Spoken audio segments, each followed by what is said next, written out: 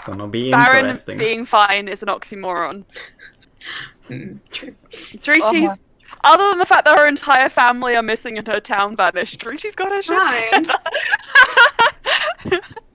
Look at us, we're all fine. Baron is the way he is. Druti is like in chaos mode. And then Core, Tamar, Jade, and every other NPC are in a love quadrangle tangle. Oh yeah, every single NPC was just like, whoops. Polygon. Oopsie! Oh, it's a Why very the hell many-sided shape at this moment. Yeah, that's why I was like, no, it's let's not specify a number of sides. That's not by the sides. It's Yeah, an it's sides. entanglement. It's an Yeah. entanglement. Everyone's too horny. Relax. If only you'd seen Tamar. Oh my god. It's the D&D dating sim. That's what one of the D's stands for. Yeah, dungeons and dating. Well. Yikes. Emma's fine with some rest. I'm Concerning. going to emancipate myself from this game. Mhm. Oh my god. Be Well, gone. I'm too warm. I should say that we're live, so welcome everybody to episode 41. That's right, 41 sessions into the Disappointment. No, I keep trying to say Disappointment Crew. Why do I keep trying to say that? Shiny Boys. Episode 41. Freudian slip. I just like Disappointment Crew that much. But it's a pleasure to be Plot here. with twist: you all. Shrekimus is here. True? Also, I'm Jade. I'm Jade now.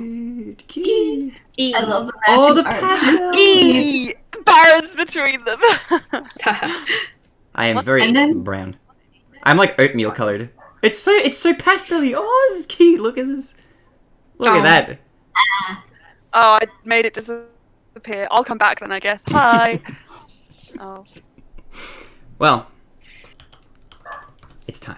So, for those of you who were gone last session, we're going to be doing a bit of a weird thing today. Normally, the recap will be done by somebody who was here for the session, but this time around we're going to be utilizing our compatriot, our friend, Aylin's notes, and Quinny, who wasn't here last session, is going to be reading through them for the first time. So, Quinny, if Yeah. you're ready, would you please take it away with a session 40 recap to get us ready and into session 41. Take it away. Okay, so the thing is, public service warning, this session recap is somehow like 3 times as long as the normal ones. So this is very fun. What? It's like longer. This session summary is like so much longer than When I read it, it everyone felt else. shorter. Did you click to the bottom? Yeah, I did. To the right session? Session 40, right? Oh, look, a lot Yeah. happened, Quinny. There's a Yeah, there's, jam-packed session. There's like 9 pages of notes. That's just normal pages of notes. Have you? What? That's The pretty other ones, normal. the other ones are Sad. like 5 or 6. It's like No, twice no, as no. long. This This is is normal. the I will trademark. be here to help you along the way. Maybe I'll No. even illustrate some of the scenes right now. All right. I believe in you, Quinny. You can do it. So, it all began like this. Jade and Core start off the scene in a scandalous fountain. I bet there's some They echo are coming from behind. They are having some kind of chats. It is not going well. Do you know why? It is because Core is an alcoholic and he needs to be stopped right now. He has been drinking vodka shots. He goes to the bar out of the fountain due to his crippling alcoholism and orders a shot of vodka. And then Avros and Sapphire Man come to this fountain as well to get wet, apparently. They have more questions for each other. For some reason, Avros decides to channel his inner Baron and be very annoying. And then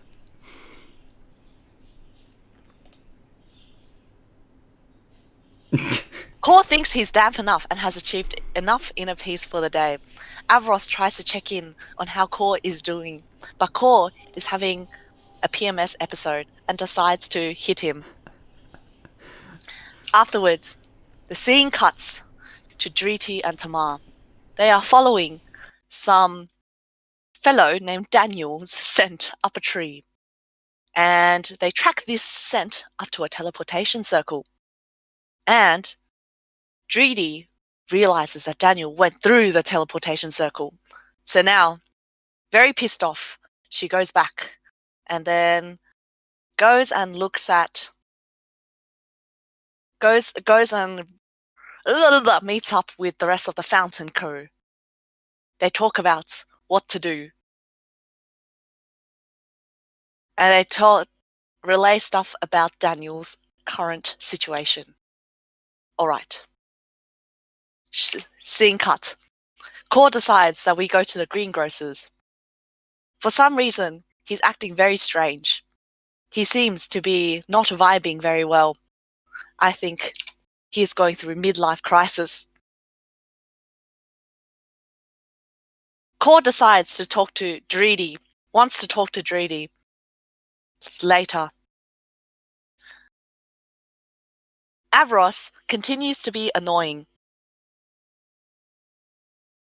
We have returned to the greengrocer's and found that Ilaria has made some calming tea for all the party members, except Core, the alcoholic, decides to drink vodka again. They are talking about what their new plans are with Ilaria. And there is some book with a message, but it is in Druidic. Blah, blah, blah, book's instructions. Jade is also going through some crisis now. Crises are very contagious. Jade is very upset because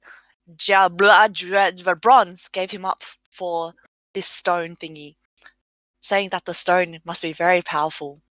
Ilaria tells them information about what these stones can do together, and they try to, hypothesize, for better lack of word. Blah, blah, blah, blah, blah. Jade decides he must find Bronze.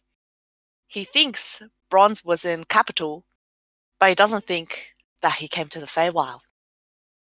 Blah, blah, blah, blah, blah. Blah, blah, blah. More stuff about the stones, who cares? Meanwhile, back with Core, Dreedy, Tamar, Avros, and Sapphire Man having tea. More people have found out that something's wrong with Mr. Alcoholic Core. Blah, blah, blah. Something, something, Kingdom of Crystal.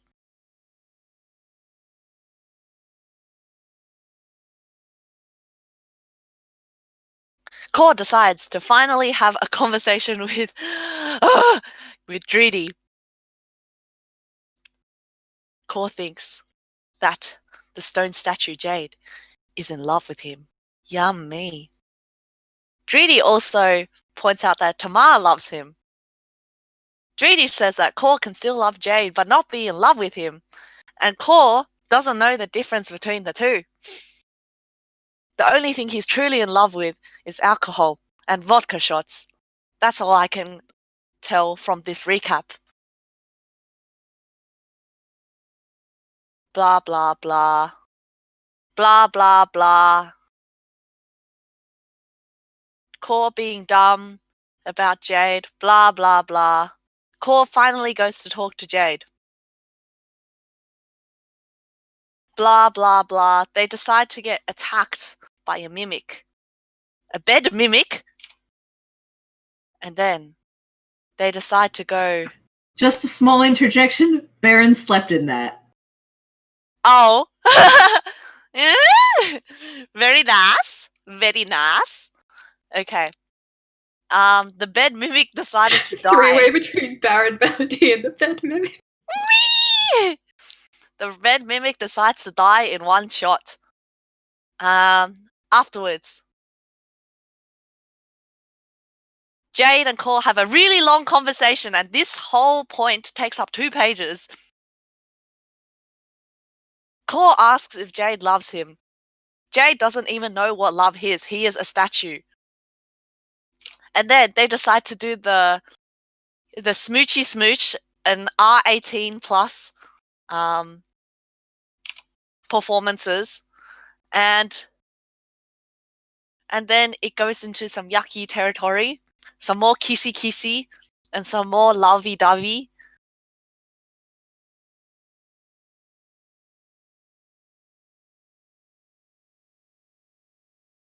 Okay, now somehow Tamar is going to be a bitch about this, apparently. So we need to go talk to Tamar about this.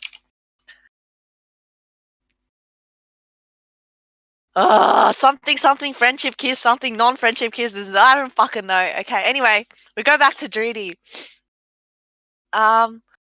She.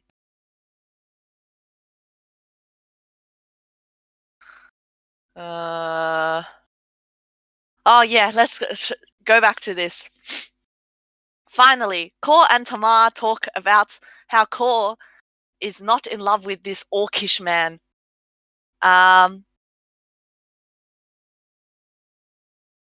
Tamar still loves Kor and wants to try again. And Kor wants to be not just friends with Jade because he's a naughty. He wants to do the naughty with Jade. Tamar hyperventilates and passes out. Jade and Drudy rush to the scene as there's a big crash from the other room. The end. That was amazing. Fuck. There's so much reading. I was legit just like, ah! I don't remember the last time I laughed so hard during a recap. I love the interpretation you gave some it. illustrations. I have done some illustrations to go with Quinny's recap. Oh no! Some highlights. This alcoholic Kor. Oh my god! Oh my gosh, that was so Drudy fast. sniffing the tree. Drudy sniffing a tree for this guy called Daniel. Bed mimic. There was just so much chaos that session. I love Kor and monogamy.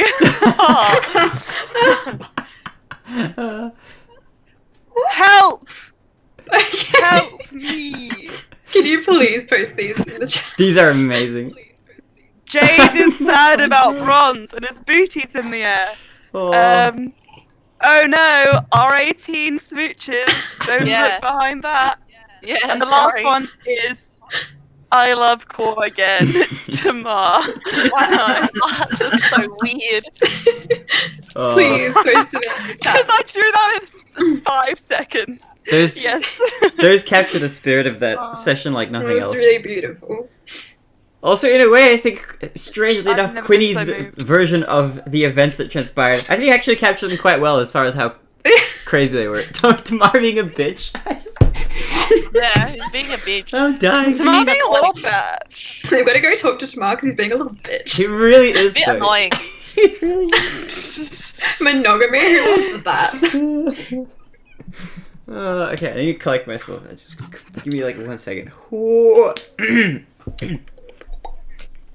So you return, Listen. and you find yourselves, everyone who was here at this point. Also, Quinny, what would Baron have been doing? For Yeah, the... apparently he was sleeping in the bed mimic. So yeah, apparently that. He's up on top of the tree, just splayed. Well, okay, we look, if you had slept on the bed mimic, then you're probably outside on the tree somewhere. So before we cut back to everybody else, Baron, you're gonna wake up and you're gonna find yourself outside the tree fortress that is the city of Torah. You have found yourself now awakened upon the branches far up in the air. How good. Where you may be right now, you don't know. But I'll get you to roll for me an intelligence check to see if you can orient yourself at least a little bit as to where you might be at the moment. You can also do a survival check if you'd like. Well, I'm pretty ass at both. So I'll do a survival check. Yeah, I Alright. forgot I'm a bard. Survival checks are good. Alright, so- 18. 18 is pretty gosh darn tootin' good. So using your survival skills that you so clearly have, you're looking around. You're surveying your surroundings, looking at the tree, trying to see if you can recognize anything that seems somewhat familiar. And with an 18, I think you have enough of a high roll, or a high enough roll, I should say, to spot some branches kind of beneath you, a bit further down, maybe like 60 feet below, a few floors definitely.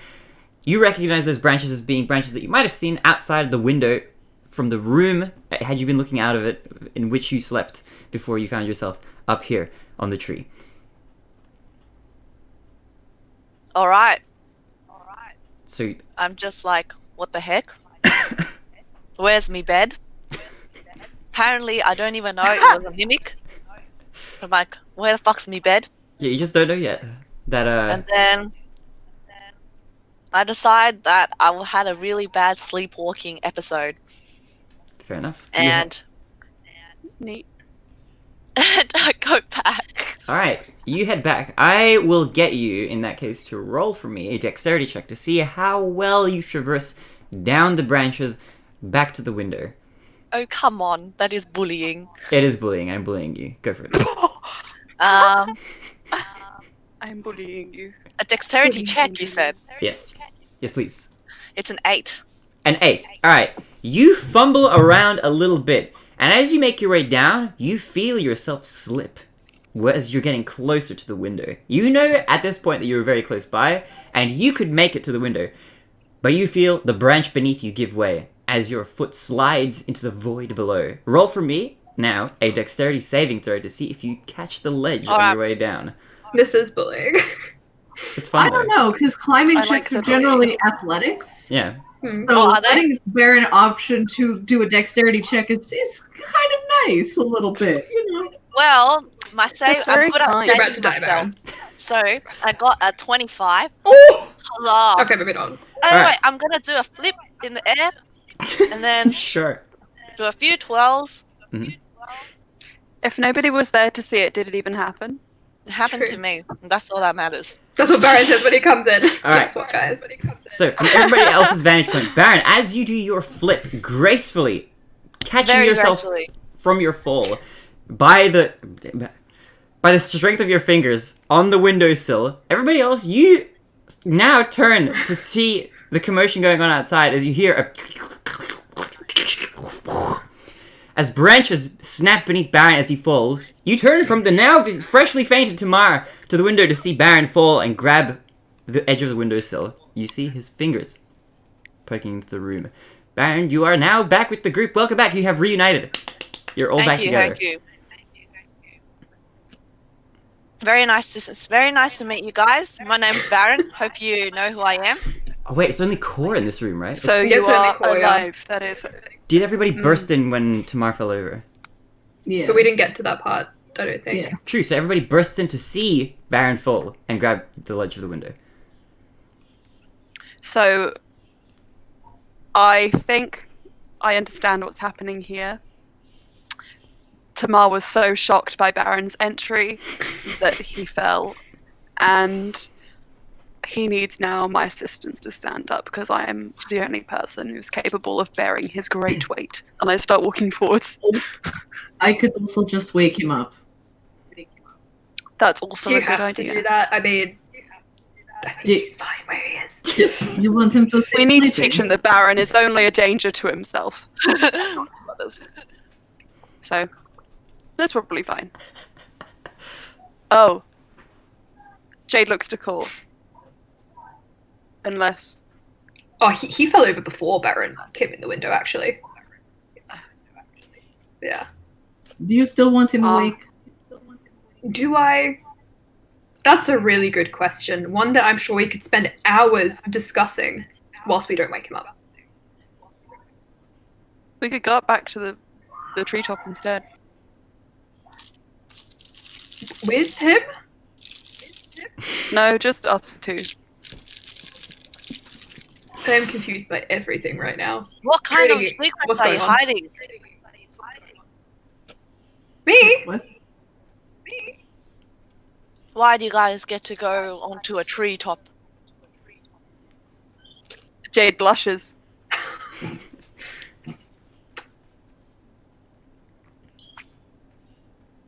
At this point, you hear an Avros enter the room, and he looks around, Oh, good. sees Baron hanging from the windowsill, yelling things from outside the house. Baron, if you'd like to enter the room, this is a good opportunity to do so. He then looks to Tamar, fainted on the floor. I see. Baron, do you need any help? Why are you hanging from the windowsill so dramatically? I woke up without my bed. Where'd you leave it? I don't know. Oh, we I just destroyed woke that. up in a Didn't hit tree. me. I don't know, man. We destroyed your bed for the greater good. Now, why would you do that? I actually really needed that for my beauty sleep. Okay, that is very inconsiderate of you. Okay, this is why I see a zit coming on my chin We right should now. have really just let it eat him, I think. You also just have one on the back of your neck. I don't think you saw it, but I thought I'd point it out. See, it's relevant. You made him cry. GG. Avros turns from the crying Baron. Wait, so you destroyed the bed? Yeah, it was evil. Was that the bed It that had was teeth here? and a tongue. Yeah, Yeah. it was the bed Baron and Melody walked did out the of here. devil's A teeth. tango. Oh, it was. So it was I a mimic. saw it crawling up the side of the tree, Avros. So I ascertained once it approached Core and myself, That it was it evil. did want to eat us. Yeah. That's it had probably decided that we fair. were in fact edible. I guess he turns to Yeah. Core. I guess you ascertained correctly. That That was great. That pained me a little bit. I don't know where was it came that over me. a joke? No, Oh. let's just ignore that for now. Pretend I didn't say anything. Okay. Baron, why I are mean, you... you're a little bit laggy. so... Jade, you are lagging a little bit. Jade is my favourite slideshow occasionally. Uh-huh. So, Uh-huh. Baron, you found yourself out on the treetops? Yes. Okay. I guess that makes sense given that the bed was a mimic and you were last seen sleeping in it. It didn't even occur to me that you might have been eaten. Whoops. Whoops. I guess I didn't want Baron. Guess it doesn't taste good. Are you Excuse hurt me. at all, Baron? I am. I taste very good. I got bitten organic. immediately. I am preservatives free. Drady has been holding basically like like a sprig of eucalyptus in her hands. And like the moment that Core said that it must not have wanted Baron, she just kind of puts it over her face and like laughing. Oh. Oh. Avros turns his head. Hmm. So what do we do with the sleeping one? Shall we He's not sacrifice him? sleeping. He's just kind of unconscious. I think there's a little bit of a difference. Drady Passed puts out. the eucalyptus under his nose, which should act like smelling salts. Alright, you put the eucalyptus leaf beneath his nostrils as you attempt to wake him. Avros turns to you, Core. I can't believe you would suplex him after all that. And at this point, Tamar starts to Cole stir. looks at his little body and is like, Sorry. Oh, come on, Core, I know what you're capable of. And Tamar is inspecting. But you can tell from his smirk that he might not be completely genuine. "You're next." Try me. Core just starts to think, "Do you know what I did to you in the fountain? Do you remember? Do you have any kind of short-term memory?" I don't remember it at all. I'm gonna cast fear on he's- Avros again. Go for it. Alright, so... Save. I bring think up- it's a save. Hold on. Why don't I ever open my thing? Sorry. He only has This will advantage take you against 1 being minute. charmed. He can't be put to sleep. Alright, But saving he's being time. frightened. I need to open core. I don't want Ulster. Go away. Alright. Core. I mean, your microphone is picking up a lot of noise. Like in the background. Is this something going on? There's nothing happening in the background. Oh. I was about to message and be like, is someone okay? Because I can hear. Is it me? Is it me? Alright, I maybe- don't think it's me. It's completely silent. Oh, other if you than heard it, then maybe it's somebody else. us, but Fear. Okay, Yeah, it's a I'm wizard hearing. save. A wisdom save, is it? Mhm. Alright.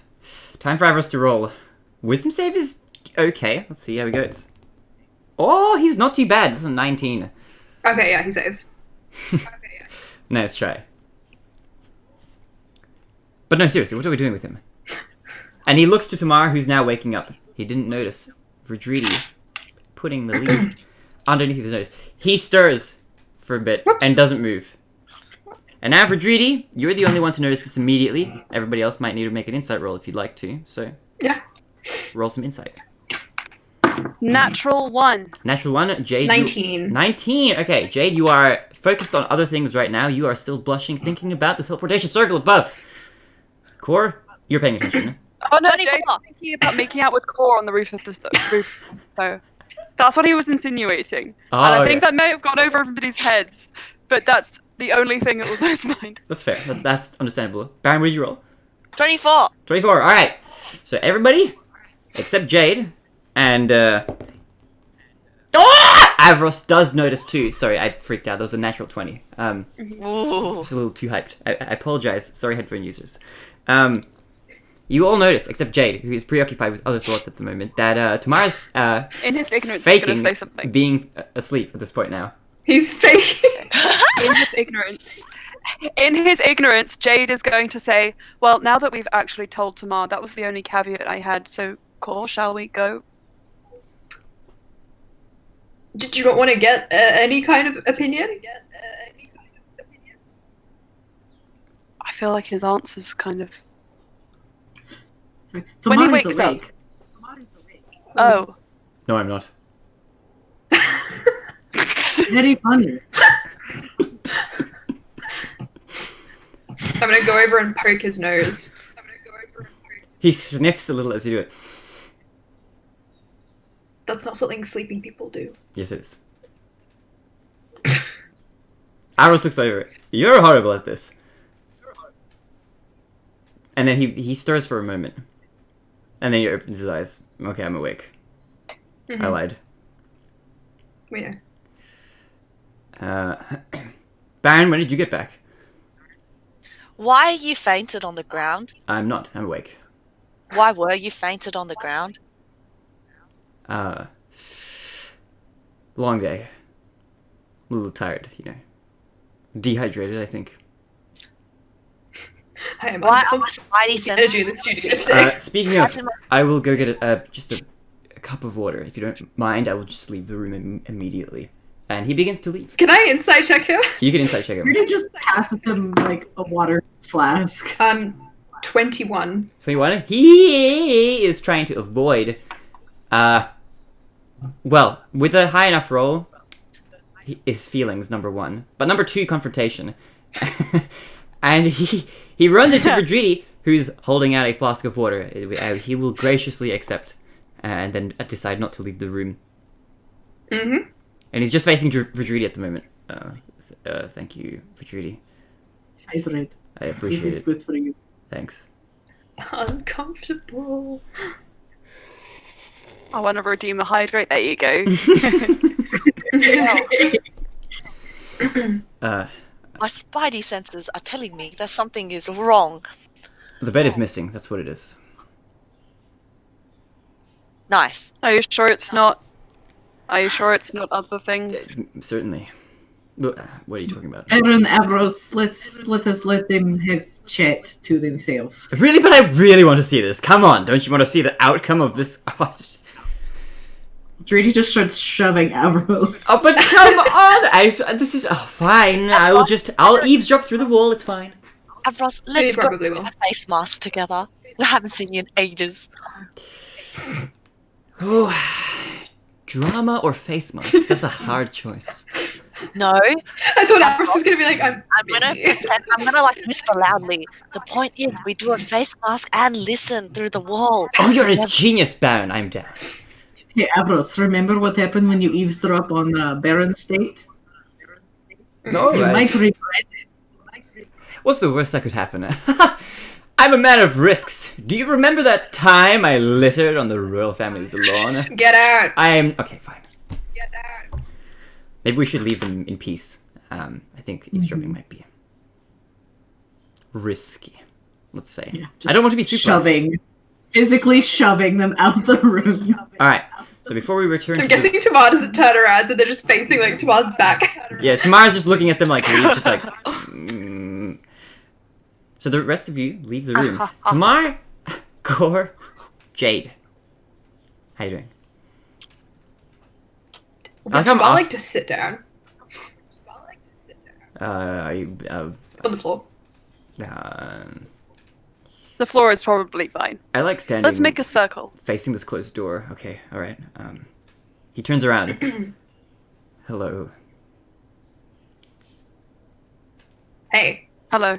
I'm also here now. Hello. Okay. Yeah. So I have a drinking problem. Hmm. Well, that is not the confrontation I was expecting, but if it's something you need to discuss, then as usual, I can be your rock. No, that's okay. I'm taking up drinking. So this is a hobby you're looking to get into. I'm sure there's a social club of sorts that you could join. Maybe. Or just, Maybe. keep it below a few drinks every night. Yeah, social Like I club do. slash average amount of alcohol. Why, though? I just figured I'd like to try out something different. Like drinking more. I look at Core. You know what? But what? I said my bit, and I've been through a lot of emotional turmoil today. So I'm going to let you guys just chat, and I will intervene when I see fit, as usual. I might speak over you as well, Oh, okay. which I do. So Jade, I am going to So, start Tamar. drinking a little bit more. What do you think? Okay, I think that's not a good idea, Okay. unless you do it in a organized or regulated setting. Okay. From my understanding of how the body works, why are your hands in fists? You look like you're sweating a lot. I do need to ask you that before we It's- continue this really serious conversation. I think it's- there's something else on your mind. It's just a lot of effort to Your fingernails are bending. They do that sometimes. Oh. Mm-hmm. Um, There's like a twitch, like a heartbeat right in your eyebrow. yeah, that's normal. Normal? Yeah. Mm-hmm. How are you doing? Doesn't have anything to do with me. Of course. Of course not. I'm feeling... Well, I'm feeling conflicted and good. leaning. That's good. I'm glad. How do you feel? I think I hit my head when I fell over. Why did you fall over? It's wooden floor. I have a soft head core. No, you don't. Okay, maybe not. You're very hard head. Oh, yeah, that's right. Okay, maybe you have a point. But it's tree wood. You know, that stuff is solid. Tamar, I think you're deflecting from the fact that Core opened up to you about the fact that he told me that I'm in love with him, and I don't think he's necessarily incorrect. He begins to sweat a little bit more profusely. In fact, I think he might be very correct. Ah, you're sweating more now. No. It's just your imagination. Are you crying? Are you crying? No, beneath the I sweat? had a garlic on the floor, or onion. I fell into We it. all know you're allergic to garlic. That's precisely why I'm crying. Oh, of I course. thought you were allergic to onions. Silly me. I think I'm allergic Not to garlic. confronting my true feelings. Oh. That's what I was about to say. It does seem like you're allergic to this situation right now. Um, What are You see, your I don't true think it's that feelings? difficult. I think it's very easy. well, But, I'll be quiet. okay. All right. I will attempt to Okay. deflect less. That's good. Core, I have a question for you. Me? Me? Yes. Yeah, me. And it's the same question I have for Jade, I guess, in a way.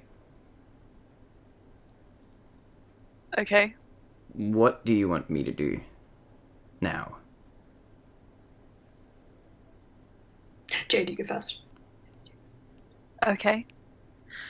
Because I think I need to know that before I can process this strange, spongy sort of feeling I have in my frontal lobe. You know what a frontal lobe is? I'm impressed. I think I learned that from Vidridi. She was concerned when I hit my head a while back. You Or at do least that I a lot. do remember that. Do I remember that? I might not be remembering that correctly. Frontal lobe. I don't know if that's where the memories are stored. I'm not the Okay. I'm not the healer. Yes. I've heard somewhere that teeth are bones, but that's beside the point. Your teeth aren't bones, you hear in the distance. What do you mean? Scary. Can never miss. Jade grabs his weapons. What are you talking about? Even I know that they're made of animal.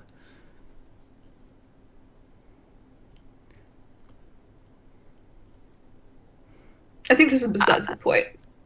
Animal? Yeah, Enamel. it's not That's animals. what I said. Animal. Oh, you said enamel. Yes. It sounded so much like animals, and Jade was like, Wait, are they No, Jade different? was like, What do you mean? Jade says, I don't believe it. I just heard it somewhere. we So pronounced You guys are both incredibly dumb. it's and beside the great. point. It's beside. I am. They're pronounced differently. I guess I've only ever seen it just written. trying to adjust to Tamar's energy. Tamar. Yes. So, I'm going to try and explain this in terms that I think you can understand. Okay. Okay. What I want you to do Yes. is this. Okay. Stop deflecting from your feelings and ask yourself whether you want to be in a relationship with, and I don't know if this is how it works, us looking to core. He opens his eyes a little wider.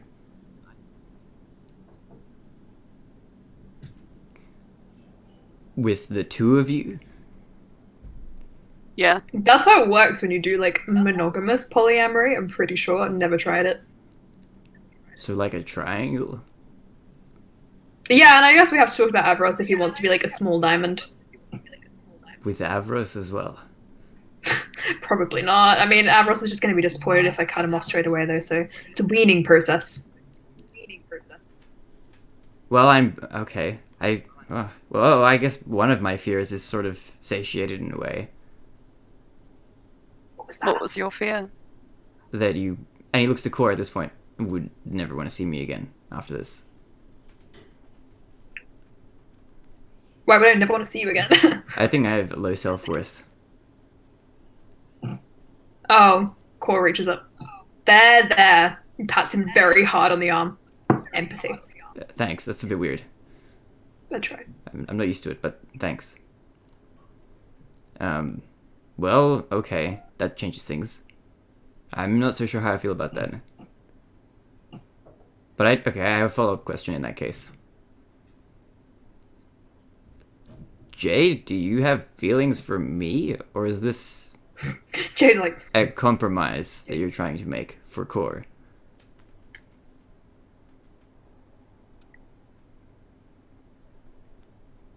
One thing you need to understand is that I was essentially raised by a rock statue person Yes. who wasn't very good at emotions. And something I've realized over the course of the week that's passed since last session, Yeah. is that part of the reason wasn't because I didn't understand that I'm having these complex issues, isn't because I never had these emotions before, Right. but it's because I didn't know what to call them, or in fact wasn't really letting myself feel a lot of things. Okay. So the truth is, I don't know how I feel for you, Tamar, Right. but feelings I grow think over time. even before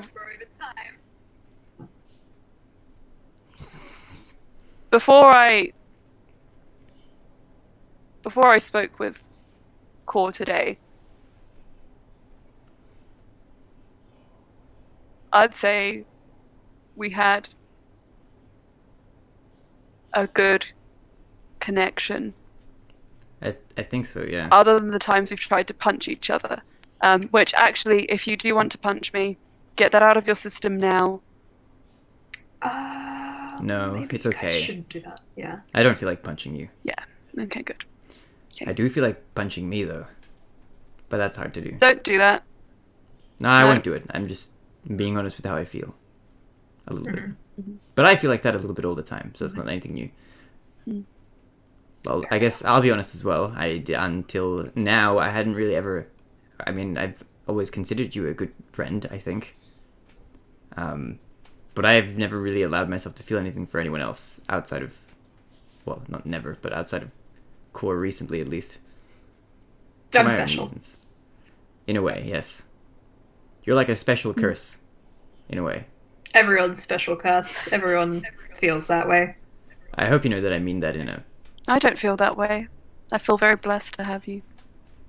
I'm his blessing. Did you hear that? I'm his blessing. Did you hear that?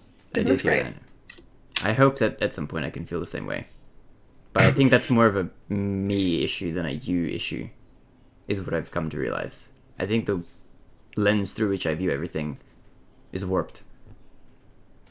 And that comes from my own insecurities. So, yeah, I'm sorry. But with regards to this whole relationship thing, could I maybe have a day to think So, about it? You want a day to think I about was it? going to say, Maybe. if you're making compromises, then that doesn't seem like it's too great either. I know. I just need to figure out whether or not I am making compromises or if I have some sort of new world that I could explore, maybe. I just don't know yet. However, Jade I am... has a moment, just like, new world. However, I'm not so sure how I feel about Avarice as a person. I mean, I tolerate him, of course, but I think we're vastly different people. He's very rich. For example, he seems to get along with Baron really well, which I completely do not understand, but I respect that Baron exists in the vague I vicinity don't, of our but- group. I respect that. But Avarice seems to find him enjoyable. I don't know. I mean, it's nice that Ambrose has a friend. Yes, that's true. I guess you could say it's nice. Avros could be like, I know some people have pets.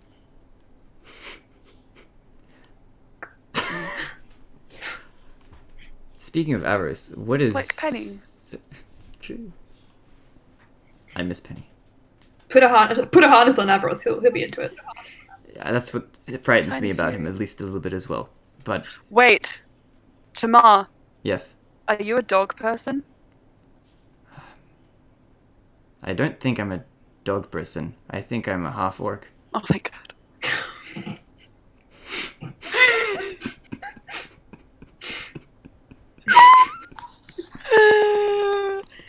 That was good. Cause that was I alright. fell into my tea. Very good. I mean, pick one right now. Dogs or cats? What if I don't have a preference? I would always choose Penny. But I don't think that's just because Penny's a dog. Okay. If Penny was a giraffe, I would still love Penny. I would He protect her. really loves Penny. I can respect that. I can respect that in a way. Giraffes are interesting. They're very long. I've always thought about You're that. deflecting again. Sorry. I was going to ask, what's your plan with... What is your plan with Avarice's involvement, I guess? In all of... And he Me? looks at the two of you. This... Well, both of you, really. This concerns Well, all parties, I guess. I don't know if anyone here, apart from me, has ever been attracted to Avros. So, I can certainly say that I have not been attracted to Avarice ever. cool. I think the more important part of this is having a actual personable connection with the person, and I have not got this. Well, Avros is. I like Avros, but if you don't want to proceed with Avros, Do I'm you sure I like can talk to him. Avros, or do you like his money? That's a distinction that I don't have to tell you. Okay. I thought we were in a relationship. You can be in a relationship and like not be 100% honest all the time. I have heard that from someone somewhere. Really? Yeah. So when I'm in a relationship, I only have to tell No, how I lied. how much of the I'm time? being 0% bad time? again. That was a lie. Okay. Okay, so what do I have to do? I only tell how many lies am I permitted, or are there no lies? You can try no lies. I don't think because I have it's any easy for secrets. you. Yeah, I don't think you do. Okay. I'm not very good at lying. Either. Okay. I tried earlier. It didn't No, really sweet. work. Okay. So really, this Um, rule only affects me, which I think is a little bit unfair. That does seem unbalanced. So tell me more. I'll do my best. We can talk to Avros. I can talk to Avros. I don't know how. Please do. Just at least. I don't think he really wanted to come on this trip and get broken up with necessarily, but Look.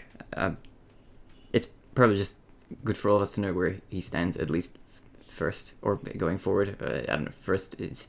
I don't know what the order of events is. Maybe this is like the 7th thing in the agenda at this point, but I'm losing track of what I'm trying to say. But please can I do still be have a friends talk with Avros? Of course, I have nothing against Davros. I just don't want to Cool. cuddle with him, What about platonic cuddling? even platonically. I need at least a meter of space between the two of us, 5 feet at least. Avros is very tactile. Unless I am trying to protect him in combat or something, which is a different situation. Okay. If it's cuddling for survival, Jade stares then at I'm fine with Tamar. that. Jade, are you okay? Do I have something in my face? Tell me where it is. He takes a step forward and he puts his hand on Tamar's shoulder. Yes. Is it on my shoulder? Mm-hmm. Connection. He looks at you puzzled, and he's gonna roll. He has no idea what you're trying to do. Oh, I just. Never mind. Jade walks away. It's like, never mind. I'll walk away. But that was an attempt. You know what, guys, I gotta say, I don't expect you two to like fall madly in love with each other right now, or even in the next, few months. But we can work on this. This is something that people do, right? They compromise. Yeah, you with me? We go Core. out together. Cool. We have long chats, long walks on the beach, a few drinks. Cool. It works out. Yes. Talk to Avarice today. And Uh-huh. give me until the morning. I ask of you. That's all I want. I just want a little time to process everything. In my own head. Can I take Jade on a date though? Yeah, of course. I wouldn't take that away from you. Cool. Thank you. You're welcome. This is so bizarre. I didn't think I was allowed. This is polyamory. I'm gonna Cool have waves, some little more flag. water. Should I get Avarice now? Do you want to talk to Avarice now? He's probably right outside. Avarice, if you're listening, could you come inside? Maybe. Hey, he probably heard everything. Let's find out. He comes in sobbing. The part where I called him a pet. Oh no! You wait for a moment, and Avarice does not actually end up coming into the room. And we will take this moment really quickly to switch to the other group. Hello, everybody else. Baron, Verdridi, and Avarice. Yes. You are all in the other room chilling. What are you doing in this meanwhile that you've got now? I suggest. Mm-hmm. Are you sure you don't want to eavesdrop? It seems kind of interesting. No, I figured it might be better if we have a surprise coming for us at the end. I'm curious to see what kind of arrangement they're going to come up with. Yeah, I see. I'd like to think I'm good at reading people, but I can't quite tell what Tamar thinks. He's a bit of an enigma, that one. He reminds me of Jade. Really? Well, I'll tell you what Tamar thinks. Tamar thinks you're a wonderful person. I'm sure he's very friendly with you. I highly doubt that. But it's nice to think that you think that. I was just trying to, not to dampen your feelings. My feelings. Baron, I've been through a lot. You do realize you're talking to the litterer of Royal's past, right? In You're front of you, right. in the flesh. You're So- right. You are actually a demon. I've gone through exactly. You see, you get me, Baron. I am a demon on the inside. You're a demon. You're right. Virtuity, what do you think about all this? So Trudy's just been kind of like watching from the sidelines, just like drinking tea and making sure that they stay away from the door. Iris is pretty far from the door, so he can't hear anything at this point. But it depends on what Baron's gonna do. Baron respects that. Ooh, points for Baron. Yes, The respectful Baron. We like to see it. The 2021 Baron coming in strong. true. He's a new me. Hashtag New Year, New Me. Baron seems like one of those people. He is. I was like, fine. This is gonna be a new me, so I'll respect their privacy, whatever that means. I'm sure we'll find out in but a moment.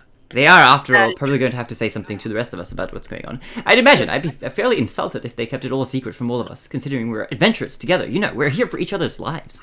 Exactly. Fighting for each other. We are always fighting for each other's lives. Isn't that right, Vidridi?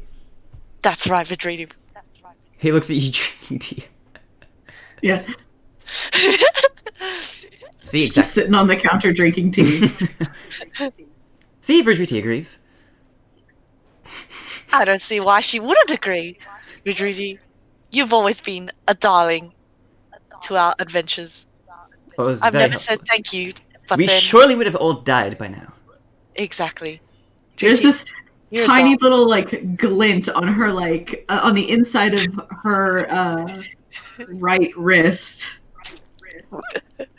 on her bracer. Also, Baron, you're gonna say a thank you or something. I cut you off, or Avarice did. Apologies. Oh yes. I would always like to say thank you, Treaty. I never said that enough to you, but thank you for being a very nice adventurer. I would even call you my compatriot. That is so kind of you, Baron.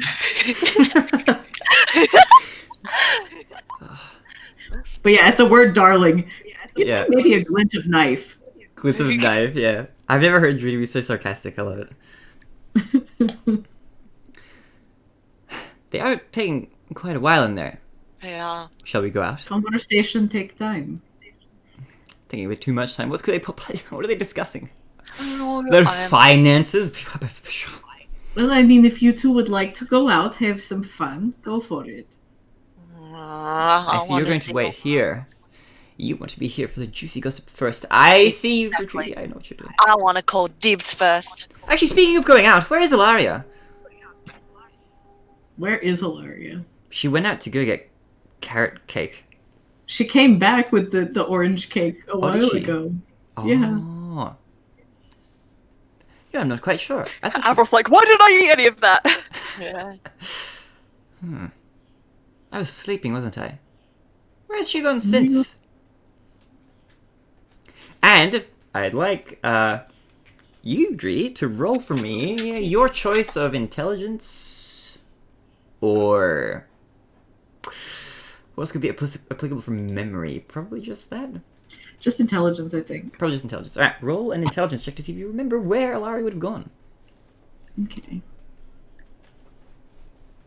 Or survival. I'll let you roll survival if you want to, or investigation if you're trying to find clues. Survival. I will actually opt for an investigation. All right, investigation. Let's go. It's a better roll. Okay. That's all. It's a 14. 14. All right, you are looking around, trying to see if you can garner where Alaria might have gone. You do notice fairly quickly with your roll of 14 on investigation that her shoes are missing, which seems to indicate that at some point she sneakily snuck out without anybody realizing. At some point. Who knows when that actually happened, because she'd come back before. She was sitting with you all for a few moments before the whole ordeal that's going on now happened. But now she appears to have disappeared. She has gone somewhere with her shoes. If the shoes being missing is an indicator of her whereabouts, you could probably guess that she's maybe inside the tree somewhere. You feel like that if she had exited out through a window, you probably would have seen that happen, considering that the only one nearby is the one in here in the living room, which is in view of all of you, and also the one in the bedroom. and there aren't really any other rooms that have windows in them that poke out of the tree. Unless she's gone invisible. Okay.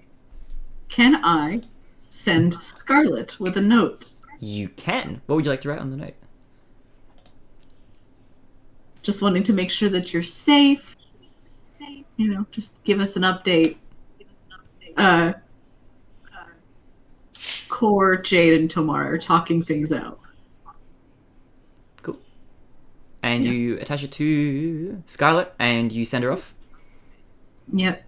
Alright. You see, as Scarlet gets ready, flares out her wings.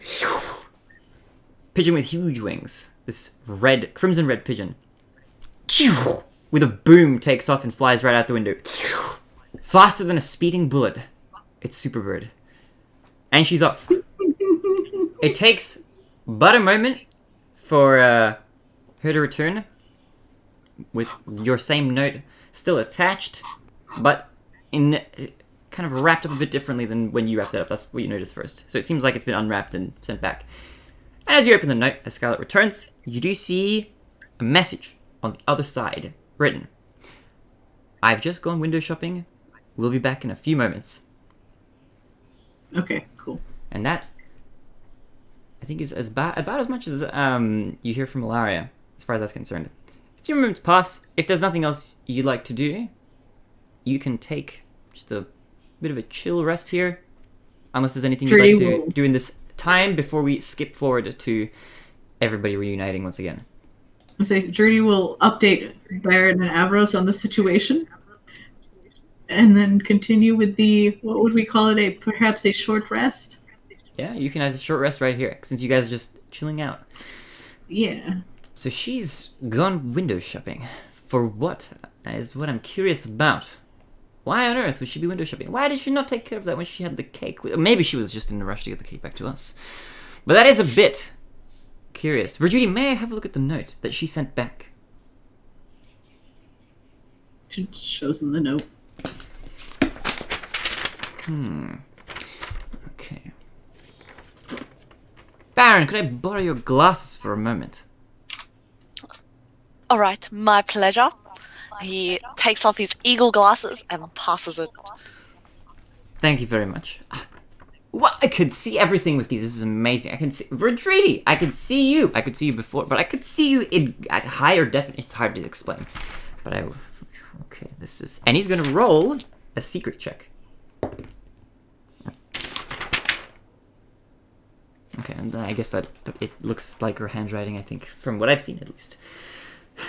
Thank you, Baron. Can I, it would have been with advantage, wouldn't it have, since he was looking through the glasses, huh? Yeah. Because I was going to say, could I, like, look at it as well? You could. You can ask to borrow Baron's glasses as well if you'd like to. I think she's okay. Like, okay. So, but just like, is it one of those things that, like, now that Avros was brought up, that maybe the note is sus, that, like, that Drudy could, just take a second glance at it? Yeah, of course. You can choose to react to it however you think Drudy would react. So, I'll let you roll whatever checks on the note you'd like to, if you'd like to roll any checks. I guess just, like, an investigation. Sure. Just to see if maybe, like, Avros has a point that something may be off. Okay, roll for me an investigation check. Okay. Much better than the previous one. 26. 26. Okay.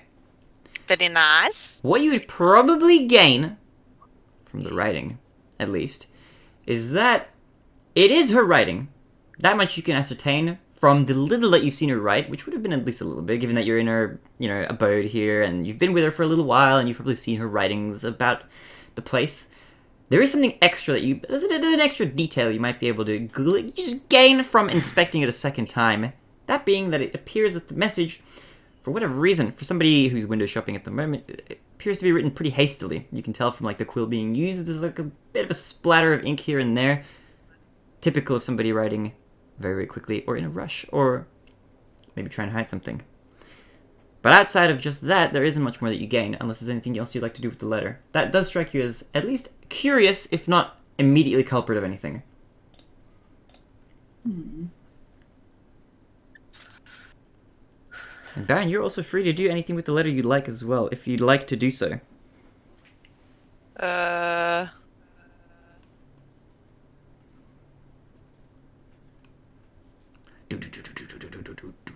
don't know. Alright, if there's nothing else you'd like to do, in that case we can... Yeah.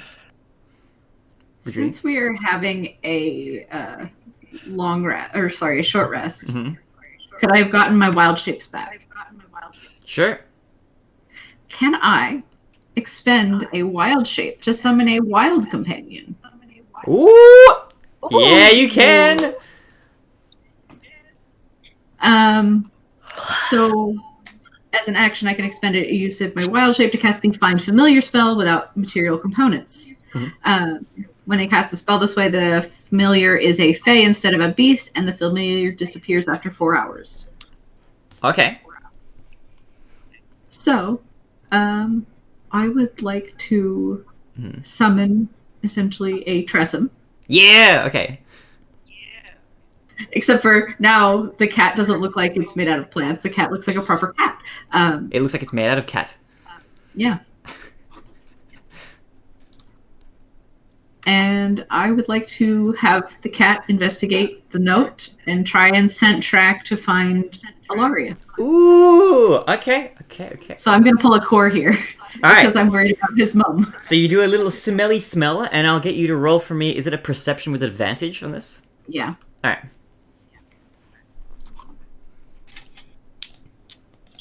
We are getting ready to perceive. Yes. Okay. 18 plus 8 is 26? Very high. High enough to be very high. Yeah, because 19 plus 7 would be same thing. Anyway. Cool. Yeah. So, your companion, you can see through it and stuff? I can look through their eyes, yeah. Okay, in that case, this is cool. Alright. You send your Tressum out, and they sniff around a little bit. Just a little bit. Just getting the feel for the air. Little nose just twiddling. It's a weird describing word I use there. In the breeze, trying to get a hint of the scent of Alaria. And at first they start to head down the tree a little bit, but they make a sharp turn after a little while. After running by a familiar-looking bakery that you'd all visited at one point as well, it begins to head up into the tree, past the grocery store, past the higher floors until it reaches the top, the ceiling, the roof, if you would like to call it that, where the teleportation circle is. And it looks around for a bit, just sniffing around. And this is where the smell is at its strongest and the most... Are there any, like, most blood recent. traces up there? Are only the ones Like that you saw? new ones? Oh, new ones? No. You do see the dried remains of the ones that were there before, which are now completely dry. They were a little bit more fresh before, but the ones are completely dry now. I don't know if you have any information about what the blood is related to, but I think you investigated it somewhat before, and you'd already ascertained that the blood was leading up into the teleportation circle and not out of it. You don't notice anything else outside of that, but there is the aura of Alaria up here. Does the teleportation circle look like it's gone off recently? I'm not sure if you could tell that without a check of any sort. I mean, I could do an Arcana check. Arcana if you check would away. like. Or investigation. But also, do the sigils look any different than before? Oh, like that, okay. They look the same as when you looked at it last, and it is still emitting... So it's the wrong ones. Yep, the wrong ones still. It is emitting a sort of like, magical aura, as it does sort of in general. That is a 13 on investigation. 13 on investigation. Looking around, looking at the teleportation. Being careful not to actually step in it, because that would be one for the blooper reel. But you are checking out the perimeter, walking around, and the smell gets like stronger and weaker at certain points in the circle. It seems like it's maybe coming from the center-ish. You're looking around, and with your perception, you just decide to like kind of look around. You look up, and then you spot something. you see Ilaria, who is sitting in the branches, looking down on the Tressum, above the teleportation circle, looking down upon you. She seems to be camping out here for whatever reason at the moment. Druidi goes up and cat flies up with princess paws and just kind of like Fly up, Aw. and you paw at Ilaria. And Ilaria sees the cat at this point, looking around and sniffing around, and she pets the Tressum. I'm going back and forth between saying cat and Tressum, but yeah. So the Tressum's eyes are currently the same color as Druidi's. mhm. She looks at it, and she kind of has this sort of knowing look as if she's looking at you, and she sighs to herself. Well, you found me. I wasn't that secretive, I guess. I'll be back soon. Okay. That's all she says. Unless you'd like to paw and meow or do anything else, If you're trying to start an interrogation, I won't stop you from doing that, obviously. No, the Tressum will just kind of stay with Ilaria. Alright, so And the eyes go back to like normal kind of are Roppy's eyes blue? I think they are. They are blue. Okay, so yeah. They're so blue, go and then from sometimes they have like a reddish sheen when you take a photo. Because I think Yeah. that's real cute. It is cute. they go from like that dark purple to blue. So Alright, well, in that case, as your Tressum is sitting up there with Ilaria, you get the feeling, once you're up there, as Ilaria kind of nestles you closer to her and kind of moves the branches a bit around her, you get the feeling that she's trying to stealth you both into the trees to make it a lot harder to see. She didn't stealth super hard last time, and she's not super stealthy this time, but it is a little bit difficult to find her there without actively looking or doing any sort of roll. And now you kind of get an idea of why it might have been a bit trickier to find her initially than one might have expected, given that she's sitting there in silence and trying not to make any sort of rustling outside of what the breeze might cause. But I think at this also point, just yep. when the eye color changes, that's Druidi pulling back and not looking through the familiar's eyes anymore. All right. In that case, I guess if you're leaving the Tressum to be with Ilaria for now, Yeah. then back in the room, upon your long rest finishing, we will cut back to everybody in just a moment. We're going to use this opportunity right now before we all regroup and everybody comes back into the same room to take a quick break, because I think that's a good time. Also, I really need a pee. I drank way too much tea. So we'll be back in just a moment, and everybody will be regrouping. So stay tuned, stay excited, and we're going to get a little break. We'll be back in a few minutes. I will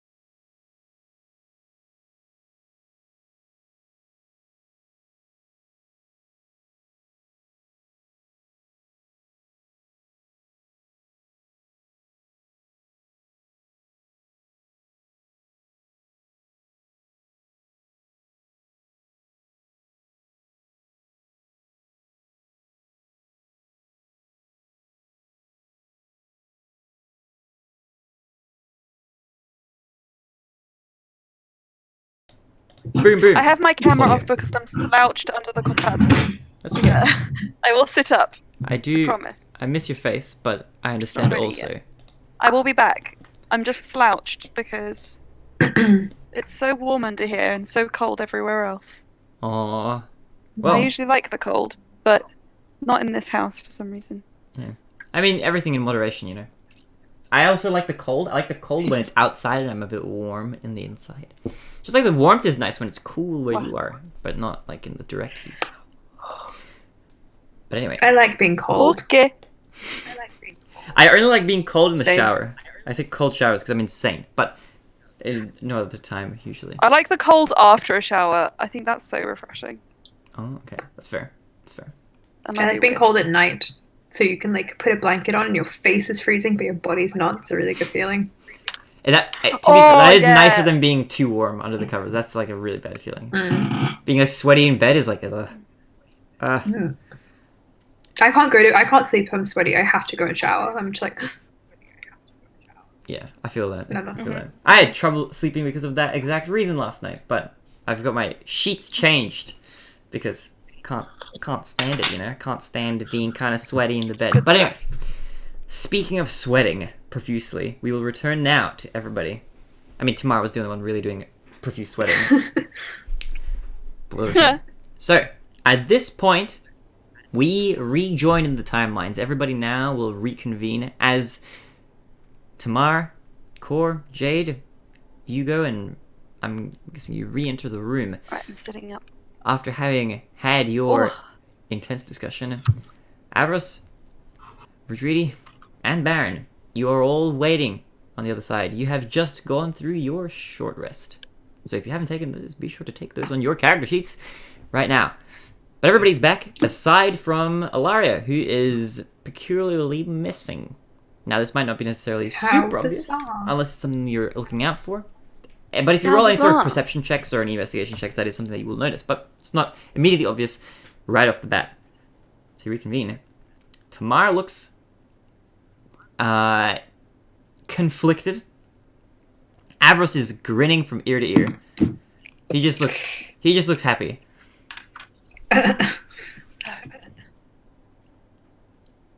He takes a sip of his tea and he says, "Welcome back. How'd it go?" Was I supposed to do this now? Tamara looks at you. I don't know. I'm not good at this sort of thing, but it's up to you. It's like pulling off a band-aid. Avros, can I speak to you for like 2 minutes? Just around Of the course, you can speak to me for 2.5, even if you'd like. Go wild. corner. Uh-huh. Follow me. Alright. Takes him just out of sight. So where do you go back to the bedroom? It's not. Is it a bedroom if there's no bed? Back to the room. Back to the room. The mimic room. You head back Spooky. there. I'm guessing, unless you want to go somewhere else. That's fine. Okay, because you can also go like into the whole city if you'd like. If Into the unknown. you can also go out the window if you're feeling extra crazy.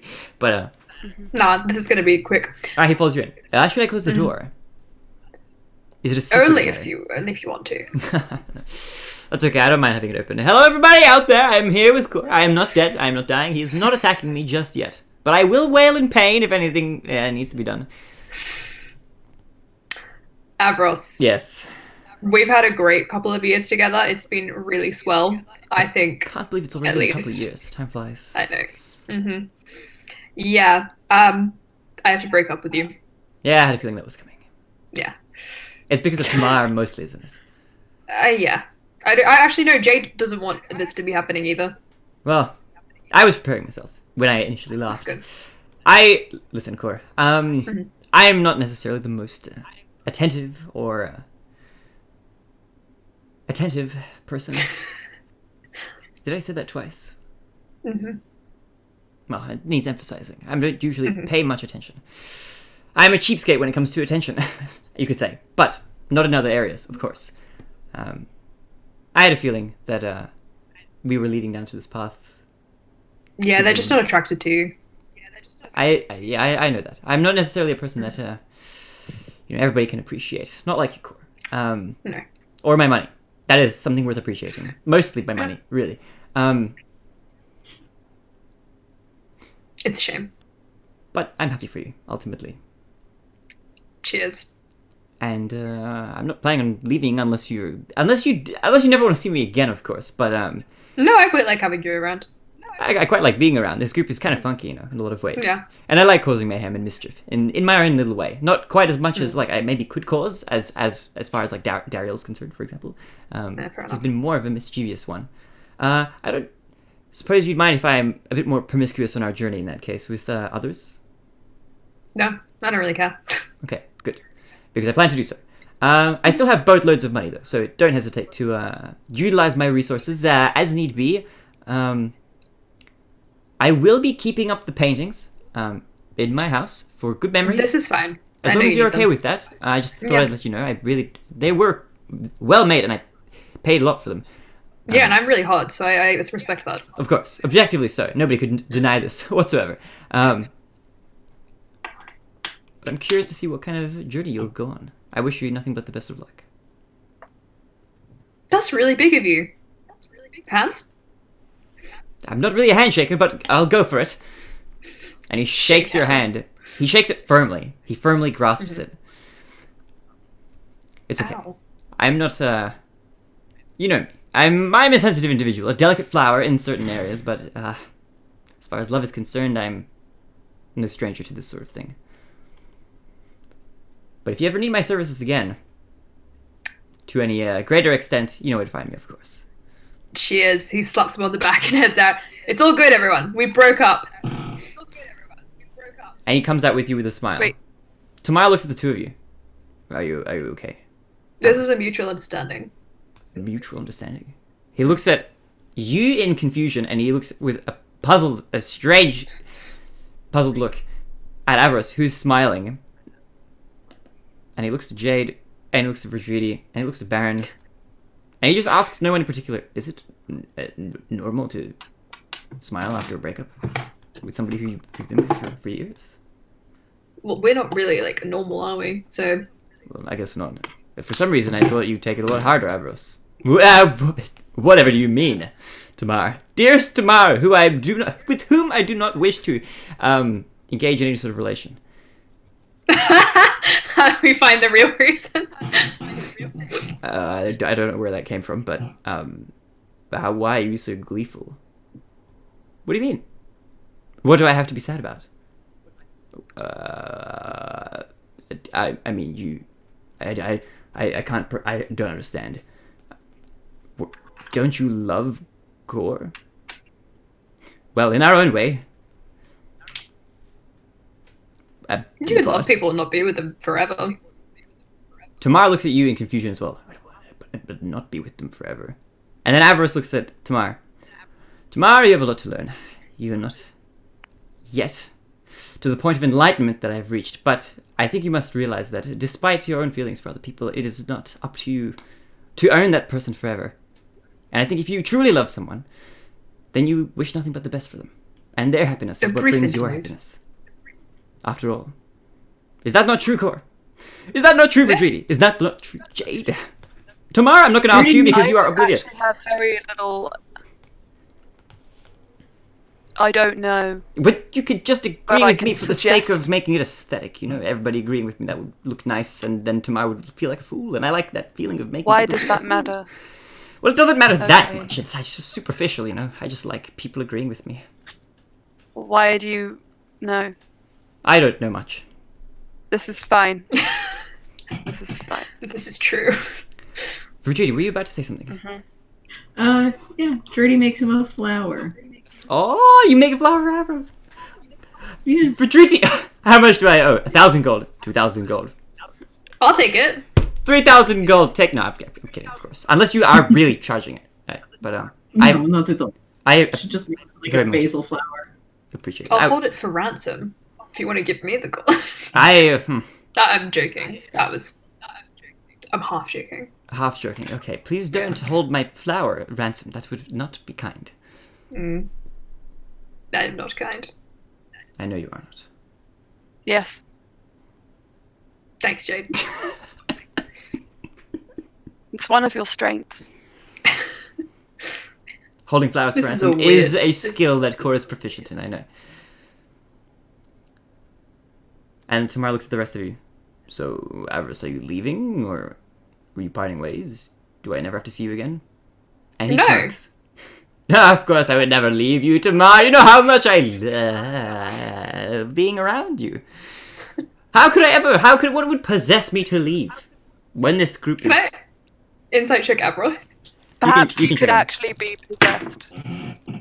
That would be one thing. 23. Certainly. 23? That's pretty high. Okay.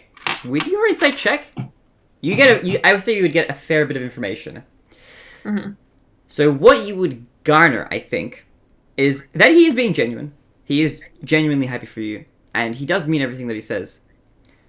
But when he says that, when he's going on about how, oh, what could possess me to leave? I want to stay with you guys. There is a hint of you that thinks that he's probably a lot more likely to leave the group than he lets on. Interesting. No. But other than that, that's about it. He also doesn't seem to like Tamar much more than he really has to.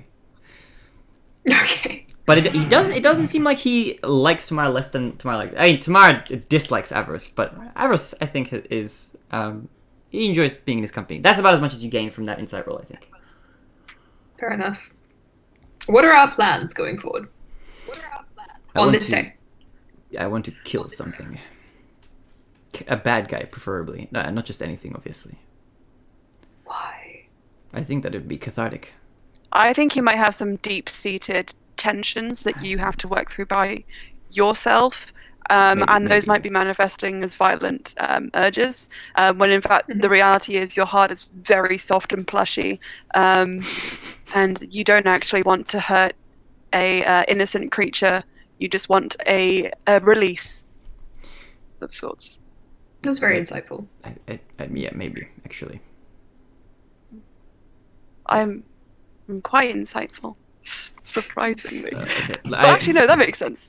Makes sense. It does. I think you've been around everybody long enough to have like a decent amount of insight into everybody's characteristics at this point. Maybe more so than most as well. He also has a passive insight of 17. That's really high. That's pretty good. That's pretty insightful. I think you get a lot of sight into people. And a plus 7 to insight. Oops. It's pretty good. I realised that. He's a sponge. I'm a little bit spongy.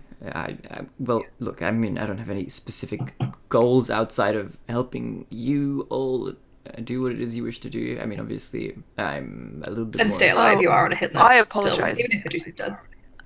That's true. Also, when I said he's a sponge, I meant myself. I was just using he for some reason. I don't know why. You are more like a moldy sponge, I know. like an earthquake. Oh, okay. Like a geode. Like a geode. I like that. Like a moldy geode. But Geodes don't get moldy. I know. That's a mossy geode. Get mossy though. I think that loses its meaning now, but yes. Maybe. I'm gonna go think for a while. Speaking if of you don't which, mind. Jade probably has a little bit of moss just like on his hairline. Moss. Brian pops in. Moss. Well, I'll ask you all the same question then. What are your plans?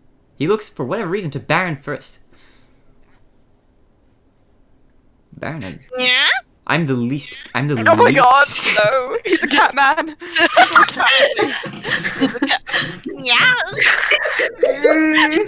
Oh, Why does Baron give off the energy like he's carrying a body pillow around with him? It genuinely does. Sorry.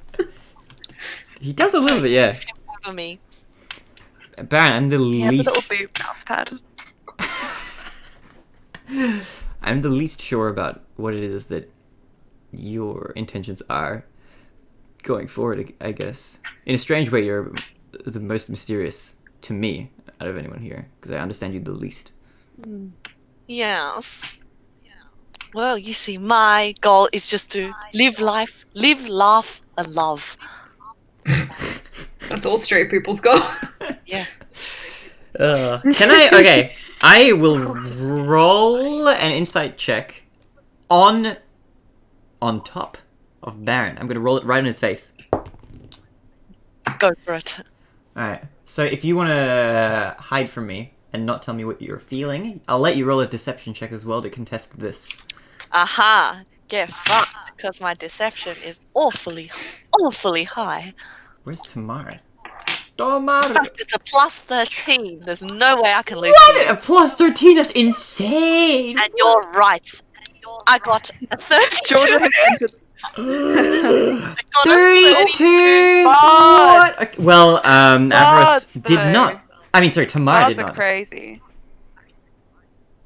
Okay, I believe you. Very nice. Very nice. Can I roll an insight to see whether I believe Baron? Yeah. I'll let. You gotta roll a 32. I'll Yeah, let, roll gets my 32. Do it. since this is essentially the same check, I'll let Baron I was gonna keep say.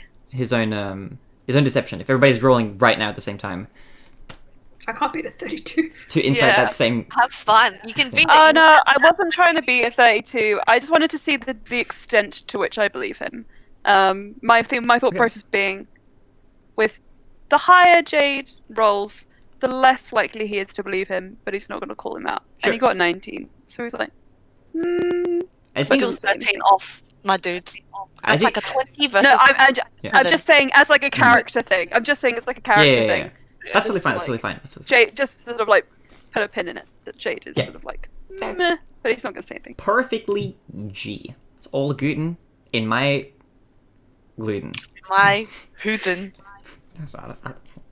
Oh, I have to tell you, you know how sometimes people say like gluten free instead of or like gluten instead of good? Well, I got in the habit of saying gluten free, and I was talking to Emma, Mhm. and she was like, "How are you doing?" And I was like, "Oh, I'm gluten free," and she was like, "Oh, really?" And gave me like a little message about like being gluten free in Japan, and I was like, Oh. "Oh no!" It was really sweet. That is And I really was just sweet. Like, oh, I speak the weird language. I had to explain myself. It was great. Yeah. That's all.